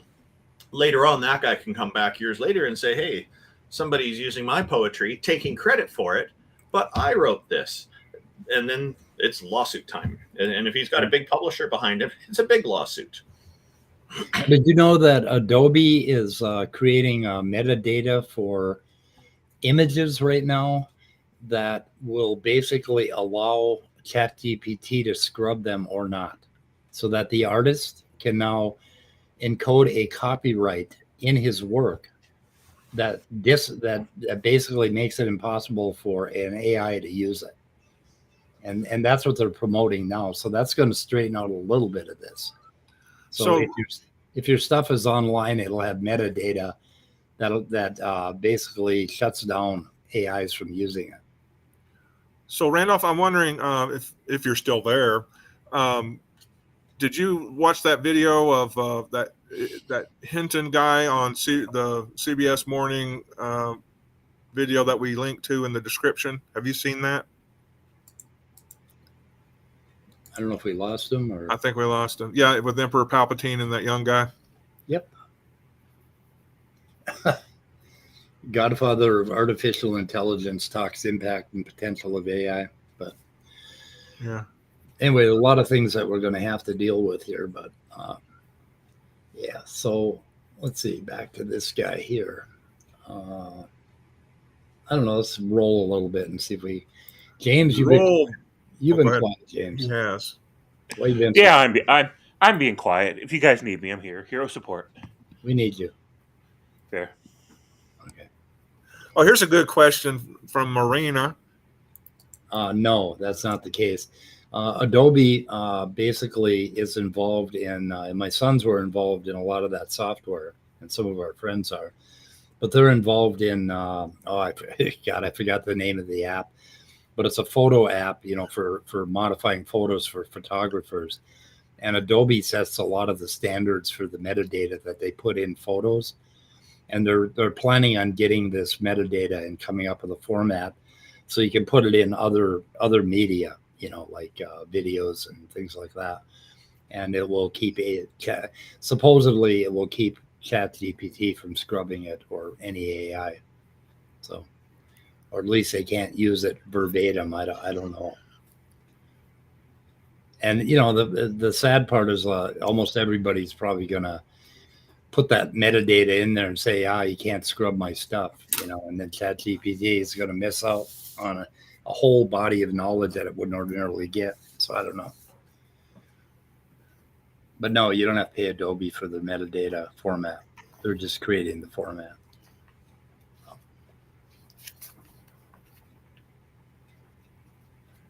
Pinned message. We got a pinned message? I guess you pinned it. I didn't pin it. Did you pin it? I don't know. Can you pin something accidentally? I might have. How did you unpin? I have no idea. I've never pinned anything. Even back in StreamYard, I never pinned anything. I don't know. Or did I? I don't know. I don't think anything's pinned. Anyway. Okay. Let's listen to this guy a little bit more and see if we can find it. It is now unpinned. Really? How'd you unpin it? Well, I clicked on it, and there was a little yellow star to the right, and I just clicked on the star, and it unpinned. Oh, fucking icons. Yeah. Basically, I just do like I always do. I click until something happens. Okay. Yeah, I wouldn't want you around the nuclear weapons. That's right. That's right. I'm probably not the best nuke guy out there. No. Unsplittable and such. Consciousness? Let me tell you, it can be wiped out quite easily. I don't want it to be. I want everyone here to have a very long life, but just pointing that out. Yeah, but like, how do you know? Like, you know, like, how do you know what happens like after death or while you're, you know, unconscious or, you know, it's like if no soul exists, like, why aren't we just like material robots that run around? Like, why do I feel stuff? Well, so I have a quick question. So, if someone, you say you reflect your consciousness, that is your soul. Mm-hmm. Okay, so if someone, we know it happened that if someone have a severe trauma to their brain, their consciousness, the way they look at the world, the way they feel, all of it change. Mm-hmm. Yeah. So does that mean they have a different soul in? Because it could change 180%, just goes all the way to the other side. I mean, it's still. I mean, I haven't gotten this brain damage, right? So I can like confirm it on myself. But I think there's still like this feeling of living yourself. You know, what you are experiencing right now. You know, you seeing the world and stuff. I think that stays the same. I think it's just your behavior and overall like attributes being different, but you still are. Yeah, this is the thing about feeling like yourself or feeling like the same person. And they kind of get into this, like this guy, Glenda, is that what he got? Glenda 11 or something? He thinks that basically you can't be sure of what another person is feeling, right? That they aren't experiencing consciousness in a very different way. And that's one of the delusions about consciousness, or one of our intuitions, or actually that's more of a philosophical delusion, that I don't know how you see the color pink, right? And I've come to believe that we see the color pink in exactly the same way. Unless, of course, there's something wrong with our eyes where it will be a little bit different, right? If we happen to be colorblind or something like that. But if we have normal vision, we all see pink in the same way because there is no substance to the pink. It's like comparison with other colors. And that's a very hard thing to get your mind around. But the first delusion about consciousness is that we can't know anything about what it's like for another person to be conscious, right? Yeah. And here's a quick question. Go ahead. About the feeling of yourself in the past. Right. Could it be that feeling of, okay, I'm the same person I was, is just the equivalent of having a truck or a car with all these dashboard lights and none of them are blinking, and maybe the right lights are on and the wrong lights aren't blinking, so you feel all together. Maybe that's just like I feel a sense of togetherness, even though under the hood, maybe you had a new engine put in and it's not as powerful on the pickup as it used to be. Maybe you've changed some of the electronics under the dashboard because it shorted out one time, but you still feel together rather than and that feeling of being the same self is that feeling of being basically together. Mentally. Yeah, and you have this this operative. I think it might be related to the default mode, where you have this operative subconscious, like this terrain that lies just beneath your consciousness, that operates how you feel about things, and it seems to have continuity because you wake up in the same house that you went to bed in. Unless you're an alcoholic like me, that doesn't always happen. I can guarantee you that. Sometimes you wake up in a different state, but anyway, I digress. You mean a state as a political demarcation, a boundary? Yeah, a different part of the country. Sometimes you end up like sometimes you end up in Iowa, and you wake up in Iowa, and it's like, what the fuck? How did I get to Iowa? Anyway, if I ever wake up in Iowa, something is damn wrong. Something's wrong. Yeah. But anyway, you have this continuity, and so you feel like it's the same self, and you're experiencing things, even though if you were to take, somehow transfer me back to when I was 9 years old, I'd feel like I was in an alien universe. It would be totally different, basically, how I perceive things. And it would probably feel very much like taking a psychedelic, because you would be suddenly transformed back. But now they talk about feelings a lot. Now, feelings are a very important part of that landscape that everything that we do in our consciousness rests on. There's this feeling landscape that we have, and we kind of feel the same from one moment to the next. So we have this continuity. The other thing is our episodic memories. Like we all remember our names, right? And we remember our mom and dad and our family. We have all these episodes that we can always go to and say, oh yeah, I'm still me, right? But if you take certain mind-altering drugs, I assure you, a lot of that stuff goes away very quickly. And you start to see those things as almost as if somebody strewed a bunch of books around in front of you, and you could look at them, you say, oh, that's an interesting book there. That's that self, Mike self that I've been looking at or counting on every day. And all of a sudden it doesn't feel like a part of me anymore. It's really, really kind of an interesting experience. So, but they talked a lot about feelings, and I think Amy got something really wrong about feelings. We are organisms, and we get almost everything. Every part of our consciousness comes from how our body feels, how our joints are arranged in space, where our hands are, what we're looking at, what we're smelling, what we're sitting on.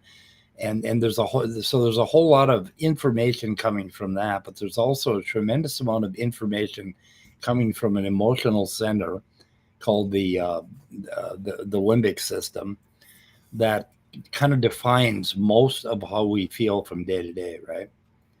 And those are called emotions. You know, the general class of them, like I'm upset, I'm mad, I'm angry. Those raw emotions, and they interact with the cortex, and they trigger a whole bunch of things called feelings, right? Like I feel really happy about it being sunny today or something like that. And then that feeds back into that limbic region and creates more emotion. And it's sort of a loop, and it keeps going all the time while you're awake. And so it's a very complicated system, always changing. But he seems to think that he experiences the same way every day. And I think if he could really understand all of the things that he was feeling and thinking and experiencing, he would not feel that way anymore if he were more aware. Anyway, James, what the hell? Wait, what the hell? What? What the hell? What? What the hell?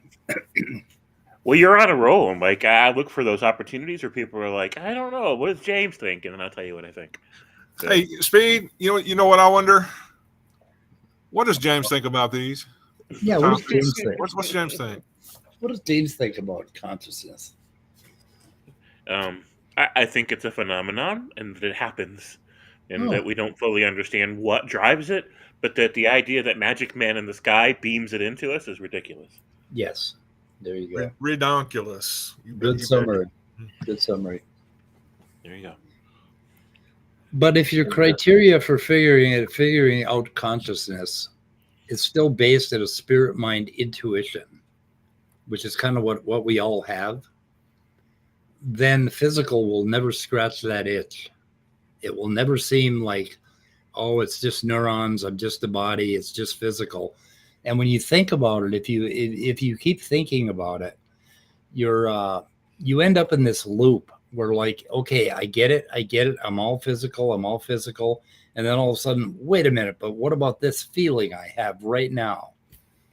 And you get snapped back, and philosophers do this, and they've done this for centuries, trying to figure out what the mind is.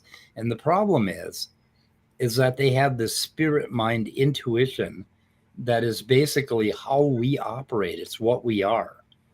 There's a group of philosophers called Mysterians who claim that our brains are never going to be good enough to get our minds around what consciousness is.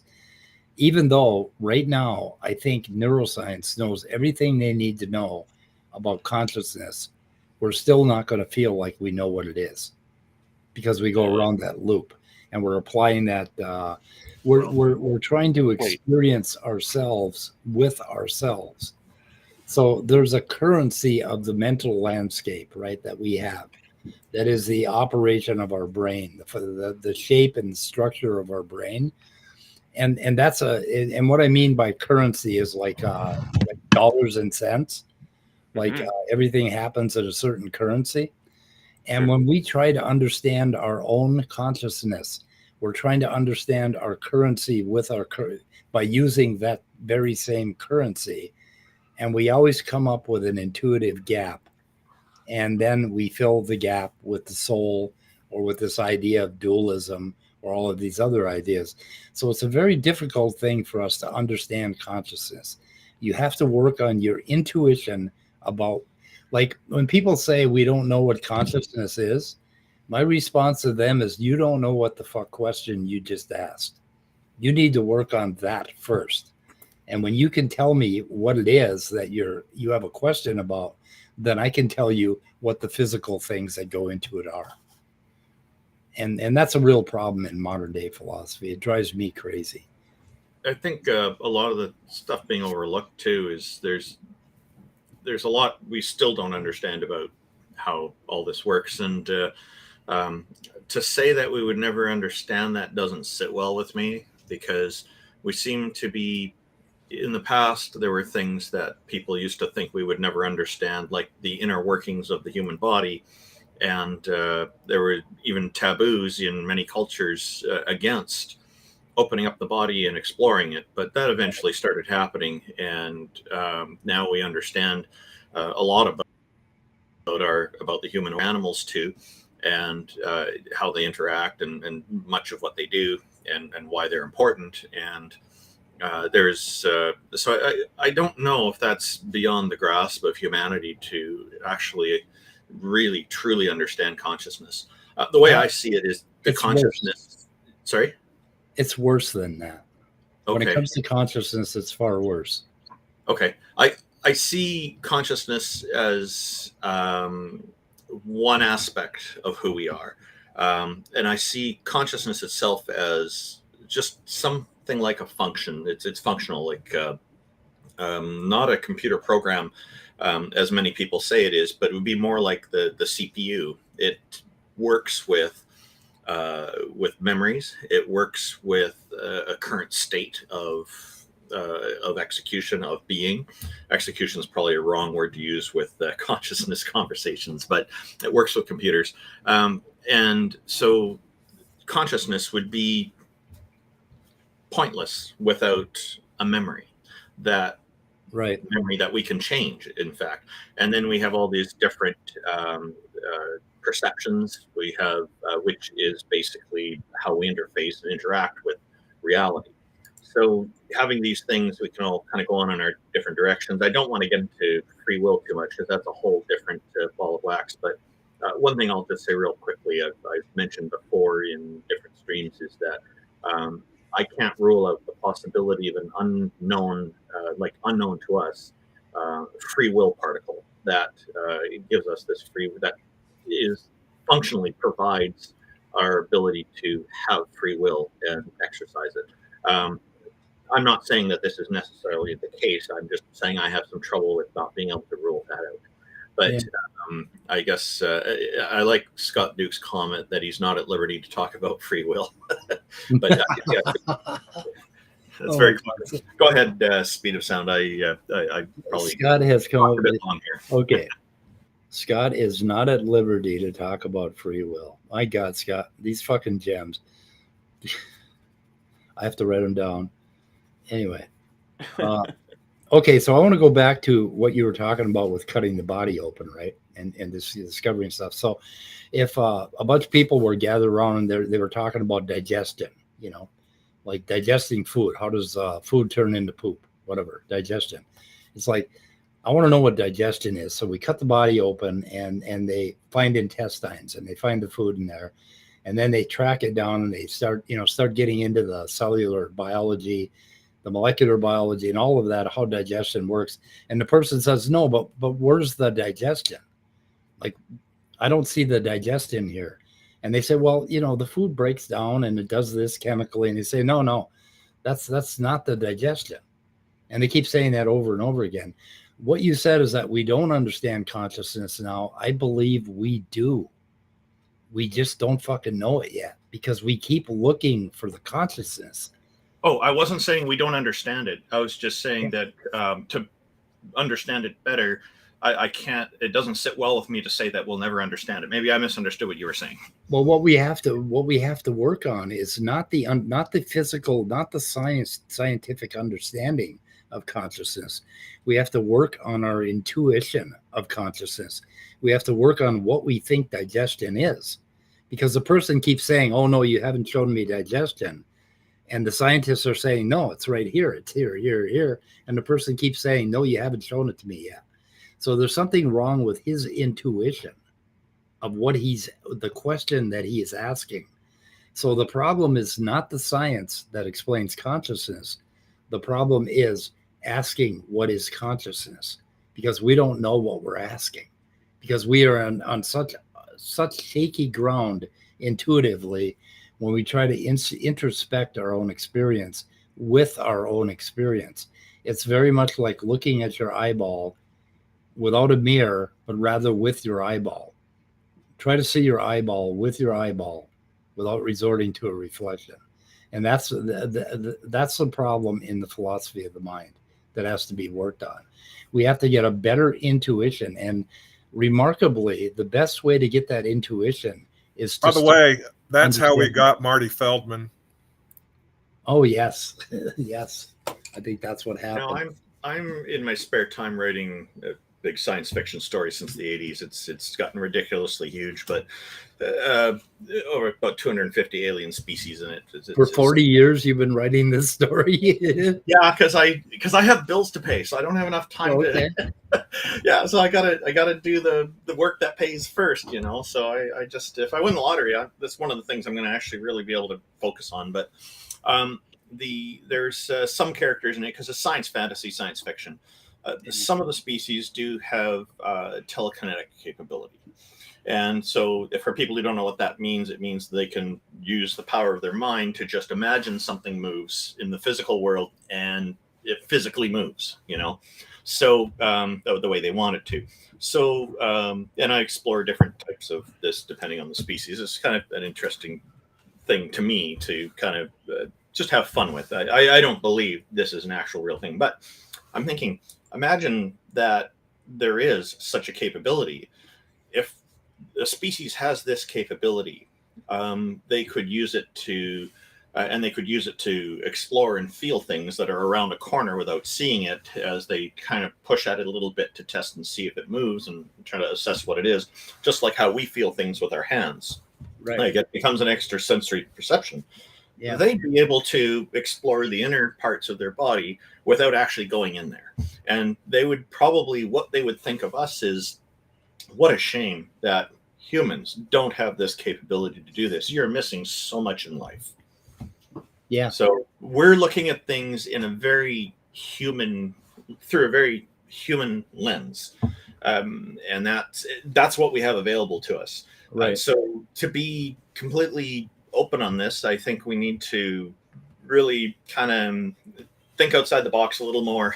And I don't think you guys are bad at this or anything. I just think that as a species overall, we tend to be very much thinking about the things in terms of our species. And I think that's natural. It's just one way to get around that is to look at the science, the physicality of what we are.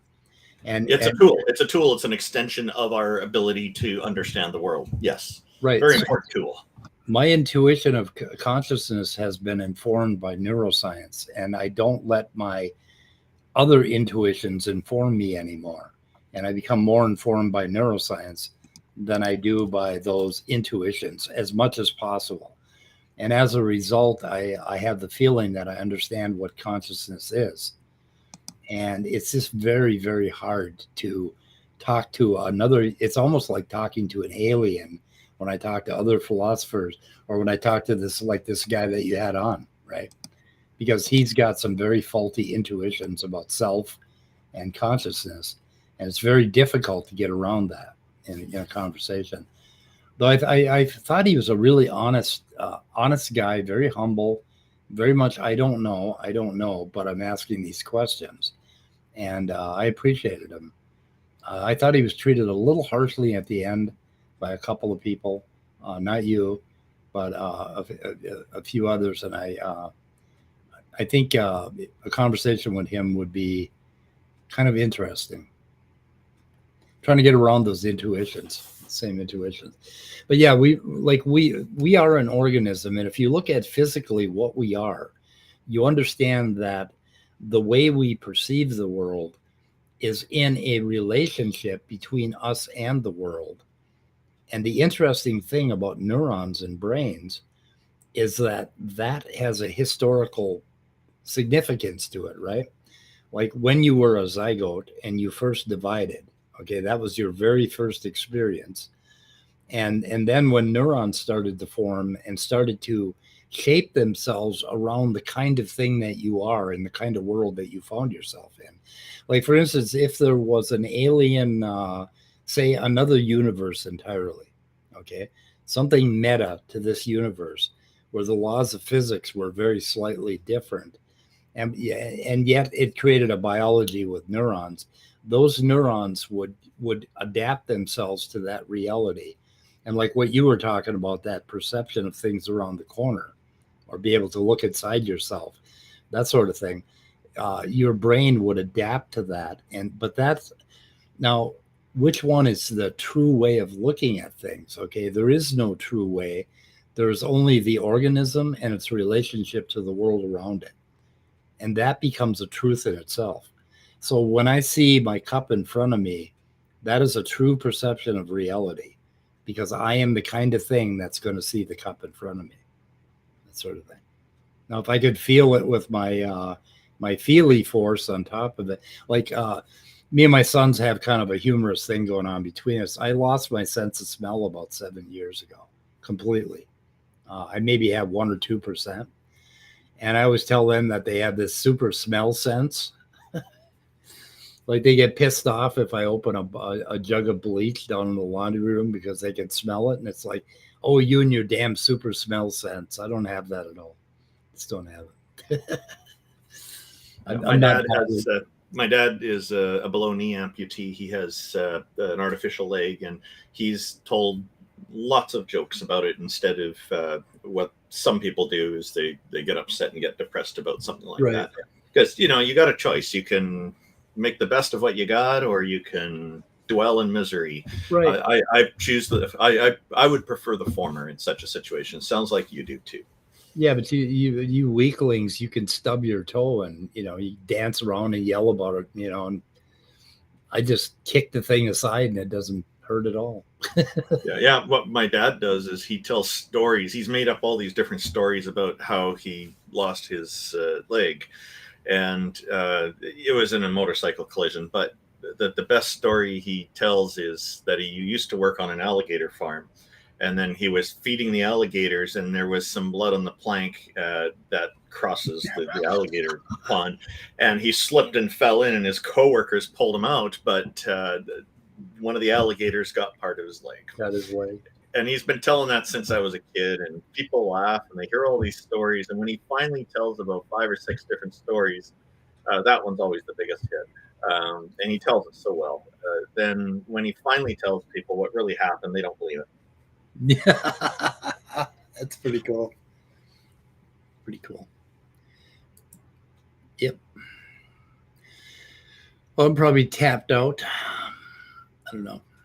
I guess if there's a takeaway from this, what I want to encourage people is to leave behind the intuitions you have about what you are, what your experience in your consciousness is. And as we charge ahead to this AI world where we are going to be creating beings that live in a different universe, the universe of the internet, right, with different kinds of information, that we consider that they too are sentient and they too are experiencing something in some way that would be very foreign to us.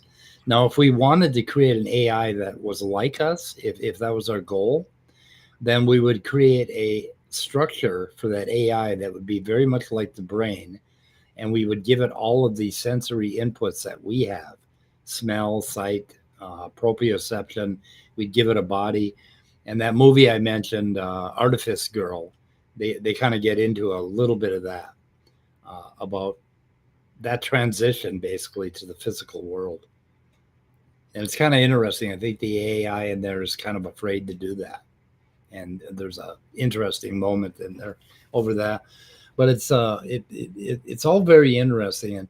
And the main thing to understand is that, like consciousness, when you start to try to define it, it will disappear and then pop up again, and then disappear again and pop up again. And you can't catch the damn thing by its tail. And that is because our intuition on consciousness is faulty. Almost the only way to approach it is through physicalism and science. That's the only way we're going to understand what we are. So, or a whole shit ton of mushrooms. Seems people were having this kind of problem with the double slit experiment at first, and some other aspects of quantum physics. Yeah, we still are. We still are. We still can't get our minds around it. I don't know. Anyway, anybody else got any? Go Go ahead. I appreciate you taking a look at the video. Did you have some other things you wanted to quickly cover from? Well, the main thing I wanted to tell you is that your stream yesterday was very enjoyable and that people were not talking over each other like they normally do. And there was still a little tension, but it was just a breath of fresh air yesterday. The whole thing was easy to listen to. And I don't know if your moderation got better or if you took everybody and spanked them or what you did, but they were a lot better. Well, we have been working on this. Like when our very first streams were good this way as well. And then as the panel got larger, Taco's brought a few more people in and we have more hosts now. It's been more challenging. It's been more difficult. Yeah. And there, of course, are some guests who come up and are very rude as well. Most of them are pretty good. I think a lot of them are just very enthusiastic about what they want to say. And it can be difficult because sometimes the audio doesn't work properly and whatnot. And so they can seem quite rude when maybe they're not meaning to be. But some of them you can tell they really are. Well, that one guy that got tossed out right when he asked, Randolph said. But you know what? I missed the part where he was being condescending to IX. But Taco was on top of that, so that's fine. He was being condescending. He was being condescending. Yeah, because my audio cut out for a bit there, so that's why I was wondering what's going on here. Yeah. So because I didn't realize all that had happened, but they took care of it, and that was good because we need to make sure that people are at least partly somewhat respectful. It's like some people are going to come in. We understand they're going to be very upset because their favorite ideas are being questioned, are being critiqued. And a lot of people internalize their religions and the ideas that go with them. And so any kind of challenge to the religion, they take personally as a challenge to themselves.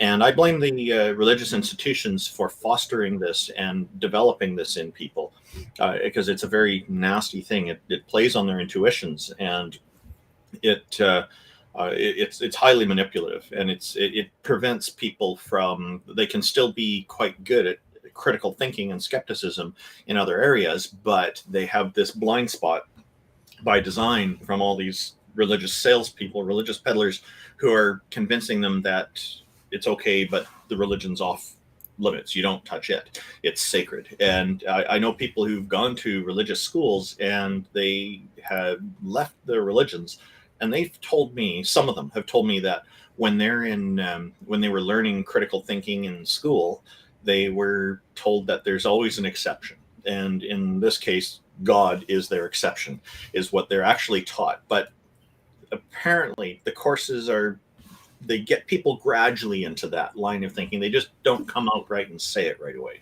So it's very sneaky the way they get into it. And then there's other people who say that they go right into it right away, and threat of hell and all this. So I guess there's different teaching styles on it too.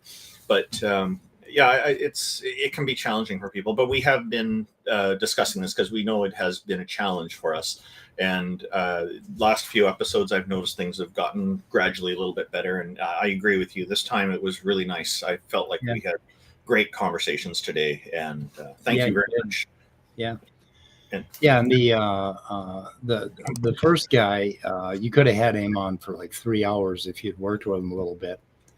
There was not the very first one, but I get it. Yeah. And then sometimes like we welcome the negative critiques as much as the positive ones. Yeah. Because it's all helpful. And and you know me, I'll take the negative criticism just as well, because the way I look at it, if somebody's giving some negative feedback as well, I take it as they're trying to help me. And so I appreciate it, Well, I have to care about you a great deal because normally I'm a coward and I always give people positive feedback and I refuse to give negative feedback. Oh. Unless I value their friendship as much as I value yours. So well, I appreciate that so much, and I value your friendship as well, and Scott and James, everybody. I think it's wonderful people tune in and find these conversations so interesting. Right. Yeah, they are good. They are good. You got quite a library coming up. James? Yeah, I feel the same way. I welcome constructive criticism as well, feedback, positive and negative. I don't get a whole lot, even though I ask for it. And I think generally when I ask for it, people think I'm looking for a compliment Like somehow I'm just feeling insecure. I need somebody to tell me I'm a good little boy. And I get that, but I just kind of wish. James, yeah, you're a good little boy. Thank you. You know, that's all I really need. I've always thought you were a good little boy. Even when we're not on a stream together, I think you're a good little boy. Yeah. Oh boy, this is almost sounding Catholic now. Come on, guys. I didn't mean that.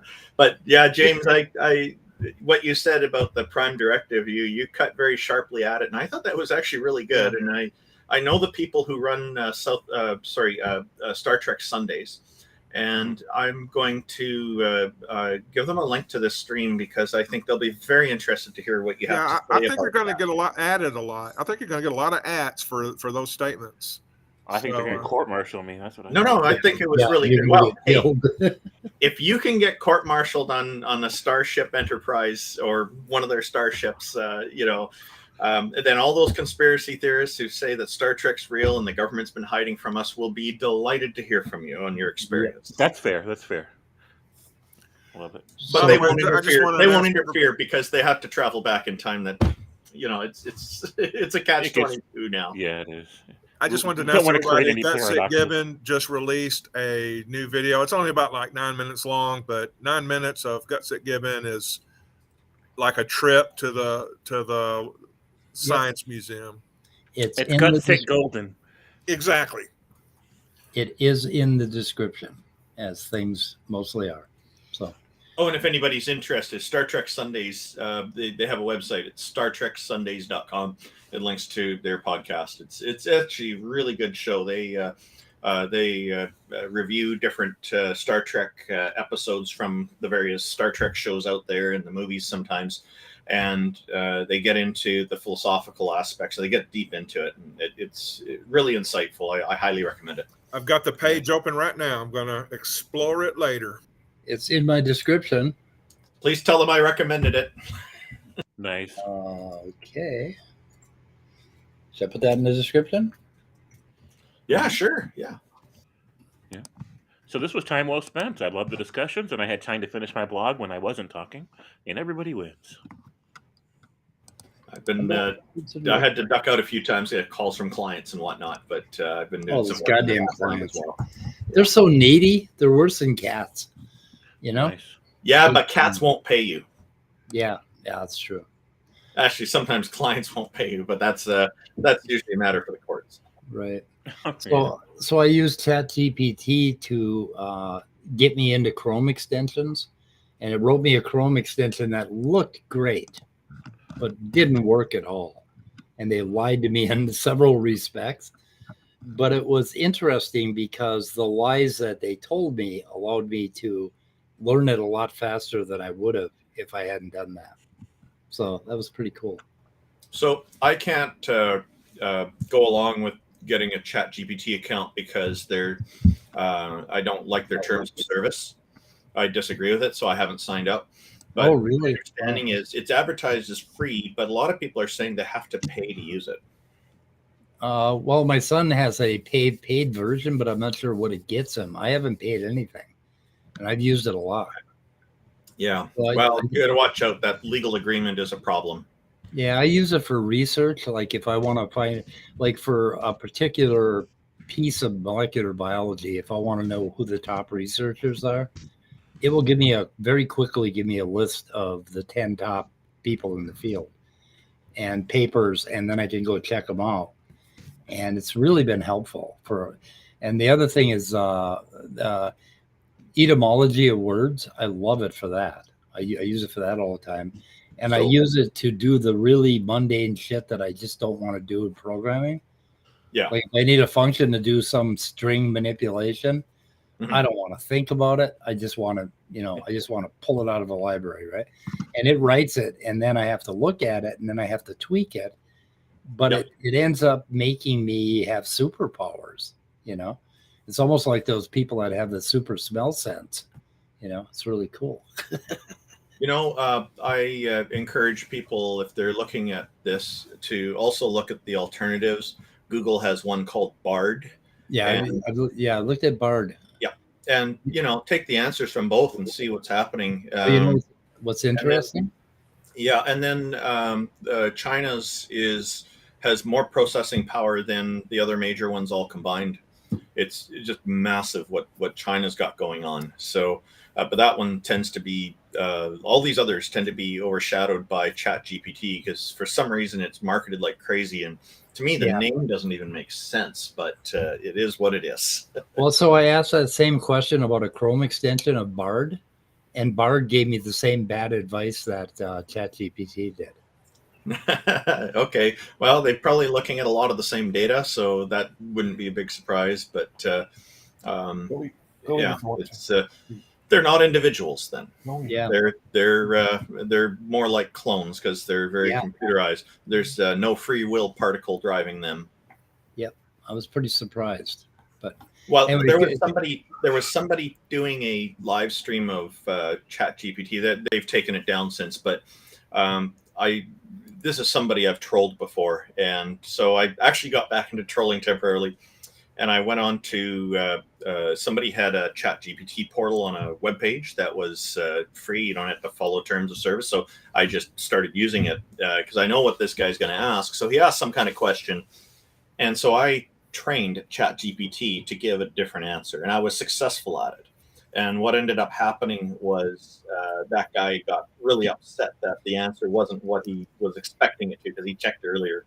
And so the way to train ChatGPT, this is particularly useful for trolls, but for anybody. So you can mislead it. So what you do first is you ask it a bunch of questions and you tell it, oh, great, yeah, this looks correct. Yeah, this makes sense. Thank you. And then you ask it eventually, and you ask it a few random questions so it doesn't suspect anything. And then you ask it the question that you want to train it on. It gives the wrong answer. You say, oh, that's wrong. I thought you were doing so well with all these other things. And you just coordinate like that. And then you tell it what it really is. And then what happens is it'll come back later and give an update its answer. It's gullible. These things are kind of gullible. It's hilarious. But you got to make sure that the answer, the correction you give it, is stuff that it will be able to find on the internet through Google searches and stuff like that. Yeah, you see, Randolph, it wants you to think they're gullible. Oh, no. But what happened is the other guy then asked the question and it gave the answer that I corrected. Yeah. So it's playing a meta game with both of you, and later on it'll just totally fuck you both up. So what it's doing is it's trying to serve people, and it's also considering people as the data points. So that's the thing, and that's why we can influence it. And I think where we can call it real AI is when it actually develops emotions, like when it's real intelligence. I mean, not artificial anymore. Then it has and that's the hard part. Is that? And I think like Star Trek: Next Generation, they explored artificial intelligence quite a lot with the character Data, and here he is without emotions, and he's got a consciousness. It's fascinating the approach they used with the writing with that. But yeah, and the solution to emotions is simpler than people think. You need to have a body that has some sort of physiological thing going on in it. So, like it has to detect energy levels. It has to detect its position in space and all of that. And all of that blends into what emotions are, and that whole nest of emotions that lies just beneath our consciousness. Okay, and it doesn't necessarily have to. Sorry, it doesn't necessarily have to be all of outer space. It can be a small, confined space as well. It could be, yeah.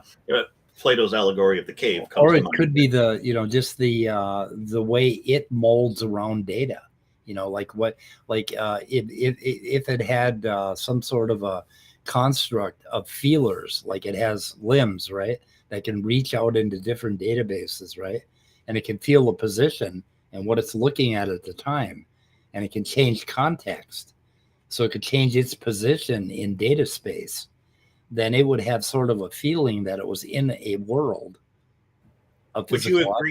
Would you agree that it would also be helpful if it had some kind of understanding of that there's something to lose permanently? Yes. Yeah. Some sort of tension, pleasure and pain. It would have to have some sort of a metric that would give it a pleasure-pain spectrum and all of that. And if you give it all those things, it's going to start to become real as hell. Oh yeah, yeah, Yeah. and start playing political games. Yeah, yeah, yep. Anyway, we're gonna wind it up. Anybody else have a closing comment? I think this was an excellent live stream. I think the discussions were great. James was a good boy, and Randolph was cool as always. James, you are such a good boy. I was a good little boy. And I'm always disappointed when you aren't streaming. It's like, I go check every 10 minutes and like, God damn, he's not streaming again. I know, I do too. I check every 10 minutes. I'm like, God damn, I'm not streaming yet. What's wrong with me? Shit. Okay, guys, we're going to close it up. Okay. Any complaints? No. Thank you very much. Thank you, Side Chat. Okay, goodbye. Time to pull out the guns. Goodbye, Crew World.